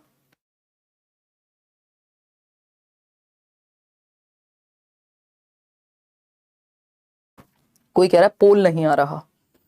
पोल, अगर आपका इंटरनेट वीक होगा तो पोल देर में आएगा आपके पास, तो मेक श्योर कि अपना इंटरनेट बचा के रखें रात के सेशन के लिए। कितने 77% लोग ए उत्तर दे पा रहे हैं, बहुत बढ़िया, आप तो बहुत स्मार्ट हो गए हैं। नेगेटिव रीइंफोर्स, भाई रीइंफोर्समेंट की बात पियाजे वाइगॉस्की क्यों करेंगे। कॉम्पिटिटिव फीलिंग्स पियाजे वाइगॉस्की नहीं करेंगे इस बारे में कभी बात। फंक्शनल फिक्सनेस एक तरह की प्रॉब्लम होती है कि आपके सामने दुनिया की कोई समस्या आए, आप एक ही तरह से रिस्पॉन्ड करते हैं, मतलब आप अटक गए, आपकी सुई अटक गई है किसी एक चीज पे कि बस, है ना। वो वाली बात है कि मम्मी आपको बुखार हो, आप फेल हो रहे हो पेपर में, आपके चोट लग गई हो, दुनिया का कुछ हो जाए, क्या कहेंगे घर वाले, आपको फोन में लगा रहता है, ये फोन है सारी टेंशन की जड़। फंक्शनल फिक्सनेस हो गई है, मतलब कोई भी प्रॉब्लम आए बस सॉल्यूशन एक ही है आपके पास, नए तरीके से उसको अप्रोच नहीं कर पाते हैं। इसको मेंटल सेट भी कह देते हैं। Readiness to learn is the right answer, यानी सीखने के लिए तत्परता, ये इसको पियाजे ने महत्व दिया है। इस रेडीनेस टू लर्न का मतलब क्या है, इसका मतलब है कि आप मेच्योरिटी आप में आ गई है या नहीं, वो जो इनकी बायोलॉजिकल मैचुरेशन वाला पॉइंट है ना, फैक्टर है, वो है ये इसके पीछे छिपा हुआ। यही बात थॉर्नडाइक कहेंगे तो वो कुछ और हो जाएगा, वो मोटिवेशन से या तैयारी से संबंधित चीजें हो जाएंगी। यहां परिपक्वता की बात हो रही है कि आप उतने परिपक्व हैं सीखने के लिए जितना जरूरी है उस एज के लिए। सेवंथ का सिलेबस तो 13 साल के बच्चे को कराया जाएगा ना, ऐसा थोड़ी 10 साल के बच्चों को आप 8वीं क्लास में बिठा देंगे, क्योंकि वो अभी उसका दिमाग उतना मैच्योर नहीं है उस चीज के लिए। तो रेडीनेस टू लर्न का मतलब है कि आप बायोलॉजिकली कितने मैच्योर हैं सीखने के लिए, है ना। तभी एज वाइज हम सिलेबस डिजाइन करते हैं करिकुलम में। तो A option is the right answer. Question number 26 देखिएगा एक बार। क्वेश्चन नंबर 26 क्या कहता है भाई, क्वेश्चन नंबर 26 कहता है, ये आया है 9 जनवरी को, एज पर पियाजेस थियरी, ये तो पूरा सब में सेम चेप दिया इन्होंने। Eight which stage do most children clearly understand past present future, ये आप कर चुके हैं, फटाफट से बता दो। चलो फिर भी ये आपको पता है, सीरिएशन है इसका सही उत्तर, मतलब सीरिएशन है इसका मतलब जो है कि सीरीज में लगा पाते हैं सीक्वेंस में, और ये कॉन्क्रीट ऑपरेशनल में होता है 7 से 11 वर्ष में। आगे बढ़ जाएंगे नेक्स्ट क्वेश्चन पे। क्वेश्चन नंबर है 27, ये रिपीट हुआ है वाला क्वेश्चन। क्वेश्चन नंबर 27 देखिएगा, ये क्या है, in Jean Piaget's theory the basic building blocks of thinking, यानी आपकी थिंकिंग जिन ब्लॉक्स से मिलकर के बनी है, वो क्या कहलाते हैं? Basic building blocks of thinking, यानी आप सोच नहीं पाएंगे अगर वो ब्लॉक्स ना हो, आपके पास डेटा नहीं होगा, स्टोर ही नहीं कर पाएंगे कहीं। क्या है ये? स्कीमा कहलाता है। बिल्कुल सही उत्तर दे रहे हैं पियाजे। कॉन्सेप्ट, कोड, रिफ्लेक्सेस में तो कुछ मेमोरी नहीं होती, वो तो इंस्टिंक्टिव होते हैं, है ना। आपकी पलकों के झपकने में कुछ स्कीमा थोड़ी लग रहा है, वो तो रिफ्लेक्स है। तो स्कीमा और रिफ्लेक्सेस हमारे सर्वाइवल के लिए होते हैं। जैसे बच्चे को सकिंग आप सिखाते नहीं है, वो अपने आप जानता है, ग्रास्पिंग, कि वो उसके हाथ में आप कुछ भी दे दीजिए ऐसे पकड़ लेगा, ये रिफ्लेक्स है, उसको सिखाया नहीं गया। तो ये कुछ रिफ्लेक्सेस ऐसे होते हैं जो आपके स्कीमा में जन्म से सेट होते हैं। क्वेश्चन नंबर 28 देखिए और जवाब दीजिए। ये कहता है जीन पियाजे की थ्योरी में ability to work with symbols, बहुत प्यारा क्वेश्चन, इससे आपको दो बातें और जानने को मिलेंगी। To represent an object that is not present is called, यानी कोई ऑब्जेक्ट है, मान लीजिए मैं बात कर रही हूँ शक्तिमान के बारे में, अब वो यहाँ प्रेजेंट तो नहीं है शक्तिमान, है ना, लेकिन आपके दिमाग में आ गया होगा शक्ति शक्ति शक्तिमान, सिंबल आ गया होगा। कि कुछ बच्चे तो छत वत से भी छलांग वलांग लगा दी थी ना बचपन में, होता है ऐसा, ज्यादा इन्फ्लुएंस हो जाते हैं। तो अगर हम बात करें जीन पियाजे के सिद्धांत में, किसी वस्तु के सामने ना होने की स्थिति में भी चिन्हों द्वारा उसे दर्शाकर काम करने की योग्यता, कि आपको कह दिया 2+2, अब जरूरी नहीं है ये 2 एप्पल आपने कहा और 2 बनाना कहा, तो ये बनाना आपके सामने है, बट आपने मेंटली रिप्रेजेंट कर लिया आपके दिमाग ने कि ये, इसका मतलब ये रहा होगा, ठीक है, सिंबॉलिक है। सिंबॉलिक स्टेज आपको पता है कौन सी होती है? 2 से 7 वर्ष। मैंने थोड़ी देर पहले बताया था, इसको सीमियोटिक फंक्शन भी कहते हैं, यानी लाक्षणिक प्रकार्यता। सीमियोटिक फंक्शन मतलब सिंबल्स के थ्रू सीखना, ठीक है ना, एकोमोडेशन, रिवर्सिबल, कंजर्वेशन, नथिंग, ठीक है। सिमियोटिक फंक्शन भी कहलाता है, सिंबॉलिक स्टेज को सिमियोटिक फंक्शनल स्टेज भी कह सकते हैं। अब आपको इसमें दो बातें जाननी है, ये जनरली आपने शायद ना पढ़ी हो, जो लोग बिल्कुल नया पढ़ रहे हैं, क्योंकि ये हर कोई डिस्कस नहीं करेगा आपके साथ, और ये ना सभी किताबों में आपको देखने को मिलेंगी, है ना। जो ऑथेंटिक बुक्स हैं वो भी थोड़ी सी एडवांस लेवल की वहीं पे हैं। प्री ऑपरेशनल स्टेज यानी पूर्व संक्रियात्मक अवस्था 2 से 7 वर्ष। अब इसकी भी 2 सब स्टेजेस होती हैं, जो हम पियाजे की 4 स्टेज पढ़ते हैं ना, इस सेकेंड स्टेज की भी सब स्टेजेस होती हैं 2। कौन सी होती हैं? पुराने लोग बताएंगे, ये जो पुराने चावल हो चुके हैं ना, देखिए बताइए फटाफट से। अगर हम बात करें, एक स्टेज होती है इसकी सिंबॉलिक स्टेज, सिंबॉलिक या सिमियोटिक फंक्शन जिसकी हम अभी बात कर रहे थे, सिंबॉलिक स्टेज। कितने से कितने वर्ष? फटाफट बताओ, जल्दी बताओ, घर वालों को बता दो चिल्ला चिल्ला के, झापड़ खा लेना अगर वो लगाएं तो, कि इतनी रात को कुछ और नहीं मिला। 2 से 4 वर्ष सिंबॉलिक स्टेज या सिमियोटिक, ठीक। और दूसरा है आपका इंट्यूटिव स्टेज, जो सेकेंड स्टेज है इसी की, वो है इंट्यूटिव स्टेज, सहजात्मक कह सकते हो। ये है 4 से 7 वर्ष। तो इन 2 सब स्टेजेस से मिलकर के बना है प्री ऑपरेशनल 2 से 7 वर्ष। इसलिए इसमें कंफ्यूजन भी बहुत होती है पेपर में ना। एक क्वेश्चन है, मैं अभी इस बार ऐड नहीं किया, मैंने कहा अभी आपने नया नया शुरू किया है, जब किसी दिन मिक्स्ड क्वेश्चन कराऊंगी तो ऐड करूंगी, वो थोड़ा सर में दर्द करता है सबके। उसका एक रीजन ये है कि हम इसके बारे में जानते नहीं है, ठीक। तो अगर हम बात करें यहाँ किसकी, सिंबॉलिक स्टेज की, यानी चिन्हों के माध्यम से सीखना, जो सामने नहीं है उसको भी मेंटली रिप्रेजेंट करना, है ना। और इंट्यूटिव स्टेज है सहजात्मक, यानी सहजता से। यहां बच्चा बहुत क्वेश्चंस पूछता है ना, यहाँ पे बच्चा जो है बहुत सारे क्वेश्चन पूछेगा और उसको बहुत कुछ पता होता है, वो कैसे पता है वो उसे याद नहीं है, कहां सुना कहां देखा नहीं पता, लॉजिक की कमी होती है, क्योंकि सहजता पे चल रहा है वो, जो भी उसने सुना, क्वेश्चन पूछे जाना, ठीक है। सिंबॉलिक स्टेज में वो सिंबल्स का इस्तेमाल करना सीख जाएगा, A for apple, B for ball, C for cat, whatever, ये क्या है, सब सिंबल्स ही तो है। तो ये सिंबॉलिक स्टेज जिसमें सिंबॉलिक इस्तेमाल वो सीख जाएगा 2 से 4, जिसको सिमियोटिक फंक्शन वाली स्टेज भी आप कह सकते हो, क्योंकि यहाँ पे वो सिंबल्स के थ्रू चीजें करना सीख गया है। इंट्यूटिव में वो बहुत क्वेश्चंस पूछता है, और इस स्टेज के अंत तक जाते जाते उसमें जो डिसेंट्रेशन का गुण है, कई बार रिवर्सिबिलिटी भी आनी शुरू हो जाती है। इस क्वेश्चन में आप बहुत गंदे फंसते हैं यदि वो ऑप्शन खराब दे दे तो, क्योंकि हमारे दिमाग में ये आइडिया होता ही नहीं है क्या ये पॉसिबिलिटी है कि रिवर्सिबिलिटी शुरू हो जाए या फिर डिसेंट्रेशन की प्रक्रिया शुरू हो जाए यहाँ पे। तो अंत तक जाते जाते हो जाती है, वो ऑप्शन पे डिपेंड करता है कि कैसे पूछा है। अचीव कॉन्क्रीट ऑपरेशनल में ही होगा। मैं नया चावल हूं कोई कह रहा है, साधना बहुत बढ़िया। अचीव होगा कॉन्क्रीट ऑपरेशनल में, लेकिन यहाँ पे इस स्टेज के अंत तक जाते जाते ईगो सेंट्रिक भी आपका डाउन हो जाता है। आपका जो ईगो सेंटर्स में, यानी जो आपकी अहम केंद्रिता है, वो कम होने लगती है, क्योंकि अचानक से ऐसा थोड़ी होगा एक दिन आप 7 वर्ष के हुए आप फटाक से आज से आप ईगो सेंट्रिक होना बंद हो गए, वो धीरे धीरे हो रही होगी ना। तो इस स्टेज के अंत तक जाते जाते वो चीज कम हो रही होगी, ठीक है ना। क्लियर है? चलिए आगे बढ़ते हैं और कुछ क्वेश्चंस करते हैं और समझते हैं। क्वेश्चन नंबर है 29, ये कर चुके थे ना हम, एक मिनट रुको, ठीक है। क्वेश्चन नंबर 29 देखिए फटाफट से, 3-4 क्वेश्चन और हैं।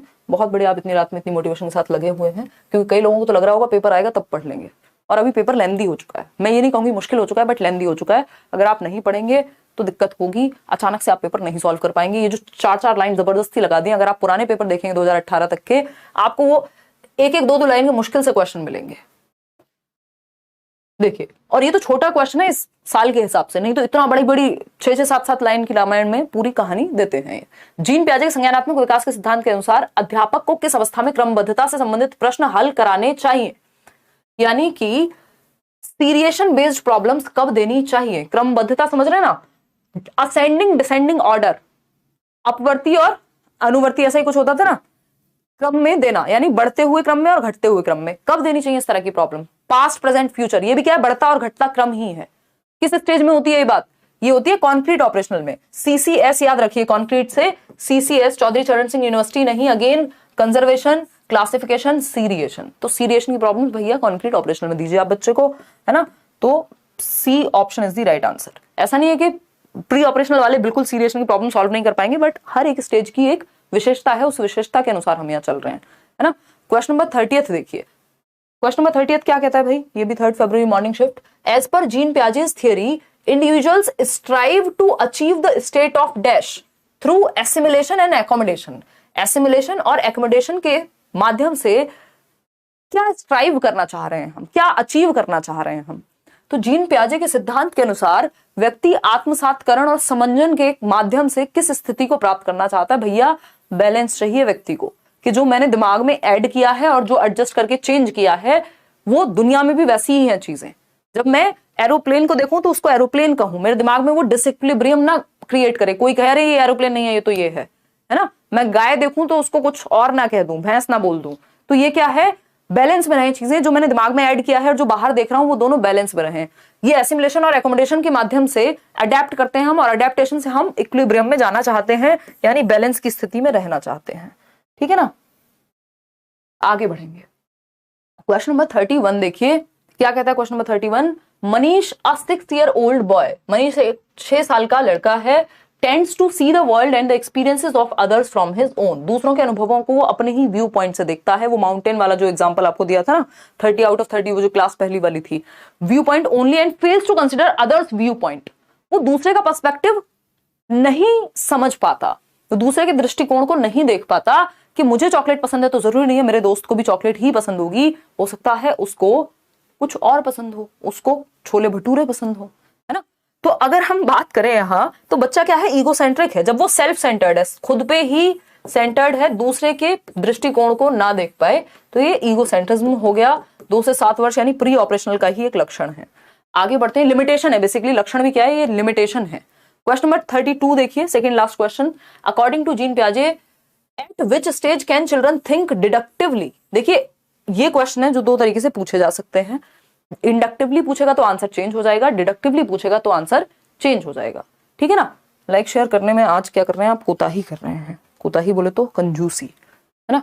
देखिएगा सर में दर्द हो गया ना आपके आज क्वेश्चन सॉल्व करते करते। इजी क्वेश्चन करा दो, खुश रहोगे हैं। देखिए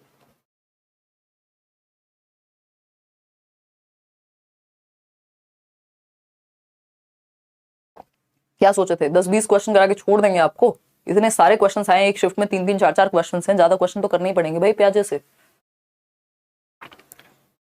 हाँ कोई कह रहा है पोल वाले भैया दीदी एब्स्ट्रैक्ट है। हाँ अभी आपके लिए एब्स्ट्रैक्ट है, आपने उनको नहीं देखा है, कह सकते हो बिल्कुल।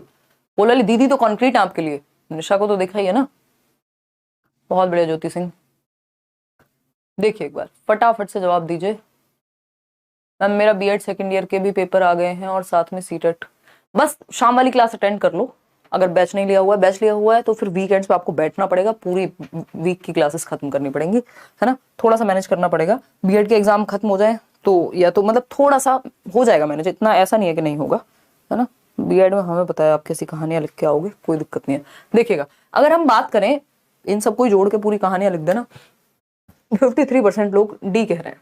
डिडक्टिवली, बिल्कुल डिडक्टिव आ गया तो फॉर्मल ऑपरेशनल सबसे लास्ट में आता है। डिडक्टिव थॉट, निगमनात्मक चिंतन जो है वो हायर लेवल है रीजनिंग का, इसलिए ये 11 से 14 वर्ष की उम्र में आएगा। अगर इंडक्टिव पूछा होता, यानी आगमन आगमनात्मक तर्क पूछा होता तो आगमन तो भैया मूर्त संक्रियात्मक में ही आ जाता। जो लॉजिक आता है ना सबसे पहले, वो इंडक्टिव लॉजिक ही आता है सबसे पहले 7 से 11 में, डिडक्टिव आता है बाद में।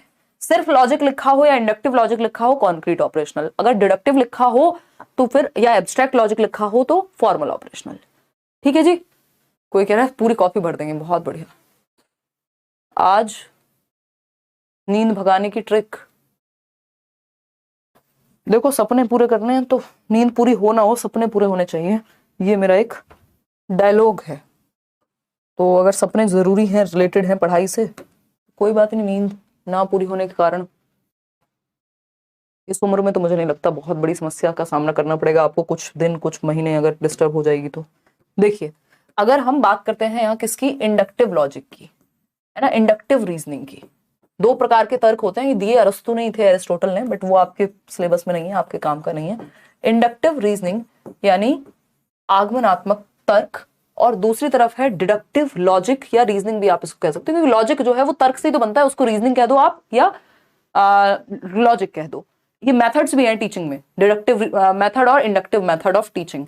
ठीक है ना, बात एक ही है, बस आप एक बार इसको समझ लीजिएगा। अगर मैं इंडक्टिव की बात करूं तो हम इसको आगमनात्मक तर्क कहेंगे, आगमनात्मक तर्क कहेंगे। और अगर हम डिडक्टिव की बात करें तो आप इसको निगमनात्मक तर्क कहेंगे। एक बार समझ लीजिएगा, ये मैं आपको नोट्स में भी दे दूंगी, बस सेकंड लास्ट क्वेश्चन है आपका, निगमनात्मक तर्क। ठीक है जी। अब अगर हम बात करें, ये पहले आ जाता है इंडक्टिव लॉजिक, है ना, सबसे पहले सिर्फ लॉजिक लिखा हो या इंडक्टिव लिखा हो, जो सबसे पहला लॉजिक आता है वो यही आता है ना, लॉजिक। और कौन सी उम्र में आता है आपको पता है, 7 से 11 में, पियाजे के अनुसार। कॉन्क्रीट ऑपरेशनल या लेटर चाइल्डहुड भी आप मान सकते हो, अगर पियाजे के कॉन्टेक्स्ट में ना पूछा हो, वैसे पूछा हो तो इंडक्टिव लॉजिक से ही हमें इंडक्टिव टू डिडक्टिव जाते हैं जनरली। जब बच्चा छोटा होता है तो हम इंडक्टिव का इस्तेमाल ज्यादा करते हैं। अब इसमें क्या कहानी है, इसमें आप एग्जाम्पल टू रूल जाते हो, यानी उदाहरण से नियम की ओर जाते हो। एग्जाम्पल टू रूल जाते हो किसमें, इंडक्टिव में। जब आप बचपन में संज्ञा पढ़ते हो तो पहले आपसे पूछा जाता है कि अच्छा बच्चे अपना नाम बताओ, नाम लिख दिया बोर्ड पे। अपनी फेवरेट डिश बताओ, छोले भटूरे लिख दिए। अपनी फेवरेट सिटी बताओ, आगरा लिख दिया। अपनी फेवरेट कंट्री बताओ, इंडिया लिख दिया। ये चारों चीजें क्या हैं, आप बाद में बताएंगे कि ये जो चारों उदाहरण हैं ये संज्ञा हैं। किसी जगह, किसी वस्तु, स्थान या व्यक्ति के नाम को संज्ञा कहते हैं। ये हमने एग्जाम्पल से बताया, पहले एग्जाम्पल प्रस्तुत किया, बाद में रूल बताया। ये है इंडक्टिव मेथड, छोटी क्लासेस में यूज किया जाता है। इसको हम नोन टू अननोन भी कहते हैं। क्यों? क्योंकि आपको नाम तो पता था ना, जगह का नाम पता था, व्यक्ति का नाम पता था, तो लेकिन नियम नहीं पता था, तो ज्ञात से अज्ञात की ओर भी कह देते हैं इसको। ठीक है जी। वहीं जब हम डिडक्टिव की बात करते हैं तो डिडक्टिव में आप एक तरह से एब्स्ट्रैक्ट फॉर्म में ज्यादा चलते हैं, या हम कहेंगे रूल टू एग्जाम्पल जाते हैं। कि जैसे आपको मैथ्स पढ़ा रहे हैं, a+b का होल स्क्वायर पहले बताया, बाद में वो फॉर्मूला आया कहां से, थियरम वेयरम प्रूव होने में बहुत टाइम लग जाता है, तो पहले आपको नियम बता दिया जाता है। ये थोड़ा टाइम सेविंग होता है, टाइम सेवर होता है। रूल टू एग्जाम्पल यानी नियम से उदाहरण की ओर। वहीं अगर हम बात करें, इसको हम जनरल टू यानी सामान्य से विशिष्ट भी कह देते हैं, जनरल टू स्पेसिफिक। अब इसमें कई लोग कंफ्यूज होते हैं। जनरल टू स्पेसिफिक इसलिए कहते हैं हम इसको क्योंकि रूल जो है वो हमेशा जनरल होता है, सामान्य होता है, सभी के लिए एक जैसा। भाई a+b का होल स्क्वायर पूरी दुनिया में एक जैसा होगा। एग्जाम्पल्स अलग अलग हो सकते हैं, आप उसमें नंबर्स चेंज कर सकते हो। या रूल की बात करूं मैं, संज्ञा की परिभाषा, है ना, नाउन इज द नेम, ये तो होता था, noun is the name place, name of a person place और thing is known as noun, ऐसा कुछ होता था ना, रट्टे लगाए हुए बचपन के। ठीक, तो अगर हम बात करें तो ये जो name of a person place और thing is known as noun जो है वो क्या है, रूल है, सभी के लिए एक जैसा। इसके एग्जाम्पल्स अलग हो सकते हैं। एग्जाम्पल्स हो सकते हैं, हिमांशी एक नाउन हो गई, है ना, आप एक नाउन है, गुंजन सामने, ठीक है, प्याजे एक नाउन हो सकते हैं, दिल्ली एक नाउन हो सकता है, ये सब एग्जाम्पल्स हैं। तो एग्जाम्पल टू रूल, देखिए एग्जाम्पल स्पेसिफिक होता है एक तरह से, तो यहाँ पे आप स्पेसिफिक टू जनरल जाते हैं। वहीं अगर हम देखें रूल टू एग्जाम्पल जो है वो जनरल टू स्पेसिफिक लेके जाता है, क्योंकि यहाँ पहले रूल बताया जाएगा। रूल सभी के लिए एक जैसा होता है, रूल अलग अलग लोगों पे बदल नहीं जाता, जबकि उदाहरण अलग अलग तरह के हो सकते हैं। चलिए खैर, और एक और बात यहाँ ध्यान रखनी है, ये जो डिडक्टिव रीजनिंग है ये पियाजे के अकॉर्डिंग फॉर्मल ऑपरेशनल स्टेज में आ रही है ना, 11 से 14 वर्ष के बीच में आ रही है, क्योंकि इसमें डिडक्टिव लॉजिक लगता है ना, यानी ये बड़े बच्चों के ज्यादा काम की होती है। चलिए खैर लास्ट क्वेश्चन कर लेते हैं, आज के लिए बहुत हो गया, 25 जनवरी का ये मॉर्निंग शिफ्ट का पेपर है। लास्ट क्वेश्चन है, बट अच्छा क्वेश्चन है, बड़ा क्वेश्चन है, लेंदी क्वेश्चन। देख रहे हो पूरी कहानियां लिखी हुई हैं इसमें, कहानी सुनो कह रहा है ये क्वेश्चन, है ना, इतना लंबा। कह रहा है रीना अ 5-year-old girl is shown 2 identical transparent glasses, both short and wide in shape, both have exactly same amount of milk in them. She agrees that the quantity is the same. दोनों में quantity same है, यानी रीमा को क्या दिखाया जाता है, 2 glasses दिखाए जाते हैं बिल्कुल सेम क्वांटिटी और सेम बनावट के, सेम शेप और साइज के, है ना। 200 ml पानी है इसमें, दूध है इसमें, और 200 ml ही है इसमें। रीमा कह रही है हाँ दोनों में बराबर है, इसको देख के, ग्लास ए को देख के भी और ग्लास बी को देख के भी। रीमा ने कहा, है ना, रीमा ने कहा कि हाँ ये तो इक्वल है, दोनों में जो अमाउंट है वो इक्वल है। ठीक, अब अगर हम बात करते हैं यहां कहानी कब कॉम्प्लेक्स बनती है, when same milk from one glass was poured into a taller narrower glass। अब समस्या तब उत्पन्न होगी जब इन दोनों ग्लासेस में, जिनमें बराबर दूध था, किसी एक ग्लास से लेकर के एक पतले और लंबे ग्लास में इस 200 ml दूध को पोर कर दिया गया, डाल दिया गया। ठीक है, अब क्या होगा, into a taller narrower glass she believes that taller glass has more milk than shorter glass।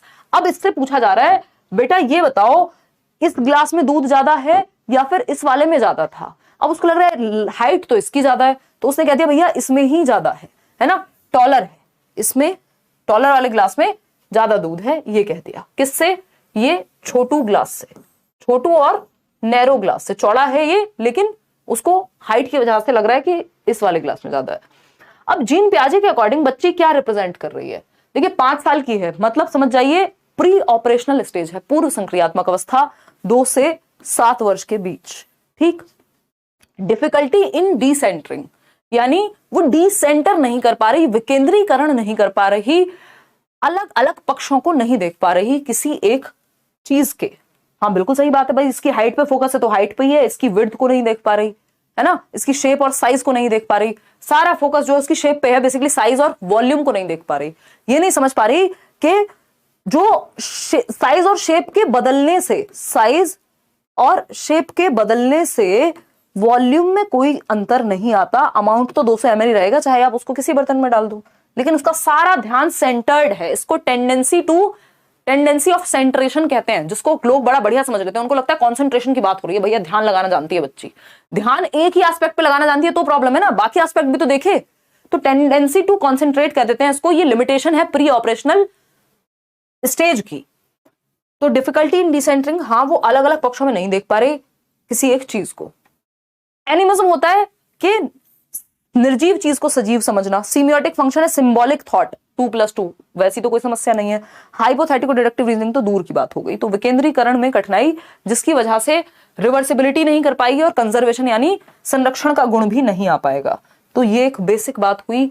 Out of 33 कितने ठीक हुए वो आप बताएंगे। बैचेस में यदि आप एनरोल करना चाहते हैं, करियर विल ऐप डाउनलोड करेंगे और एनरोल कर लेंगे खुद को। मंडे तक पेडागोजी स्पेशल में एडमिशंस ओपन है, सीटेट में भी अभी ओपन है, और बिहार 7th फेज में भी, और DEET+B के भी बैचेस में आई थिंक अभी तक होंगे ओपन। ये जो PDF है ये आपको मिल जाएगा टेलीग्राम चैनल पर।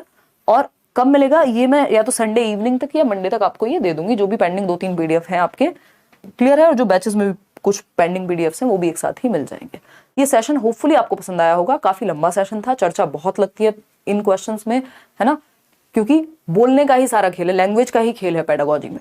तो अगर हम बात करें तो होपफुली आपको अभी भी कोई अगर कंफ्यूजन रह गई होगी तो आगे जब हम मिक्स्ड क्वेश्चंस भी करेंगे तो भी क्लियर हो जाएगी। वैसे रहेगी नहीं अगर आपने कल का सेशन, आज का सेशन और पियाजे की जो थियोरी कराई हुई है लेट्स लर्न पे वो अच्छे से देखी हुई है। तो आउट ऑफ 33 कितने क्वेश्चंस आपके ठीक हुए हैं वो आप बताएंगे, है ना, और फिर अपने घर जाएंगे। ये राइम कर गया, बताएंगे घर जाएंगे, जबकि आप अपने घर में ही होंगे। वो तो बोनस क्वेश्चन था जो हमने शुरुआत में किया था 19th नंबर, उसको यहाँ पे ऐड नहीं किया है। वैसे तो हमने टोटल 34 क्वेश्चंस आज डिस्कस किए हैं। 27 आउट ऑफ 33 यानी 27 out of 33, 31 out of 33, 30 out of 33, 23 out of 23। अच्छा, बाद में आपने ज्वाइन किया होगा। बहुत बढ़िया जी, धन्यवाद। हिंदी गेमिंग, ओहो हो, चलिए धन्यवाद यार, आज के लिए बहुत हो गया। मैं कल हम जहां तक ईवीएस के क्वेश्चन करेंगे, बाय चांस छुट्टी की संभावना वैसे कल कम ही है, बट हो भी सकती है ना। तो कल ईवीएस हम करेंगे, 9 बजे ही करेंगे। आज के लिए इतना ही रखते हैं। निशा मैम कब आएंगी और मजाक कब करोगे आप? निशा मैम जो हैं वो मार्स पे जाने की प्लानिंग में व्यस्त चल रही हैं थोड़ी, तो उनको बुलाएंगे जल्दी ही बीच बीच में, है ना। चलो टेक केयर, बाय बाय। मजाक भी करेंगे, डोंट वरी। ये इतना सीरियस टॉपिक है यार, इतना लेंदी टॉपिक है कि इस पे चर्चा थोड़ी सी बोरिंग हो जाती है बीच में। चलिए आज के लिए इतना ही रखेंगे। Thank you so much, bye bye, tata. कोई और बात हो आप कमेंट्स में बता दीजिएगा।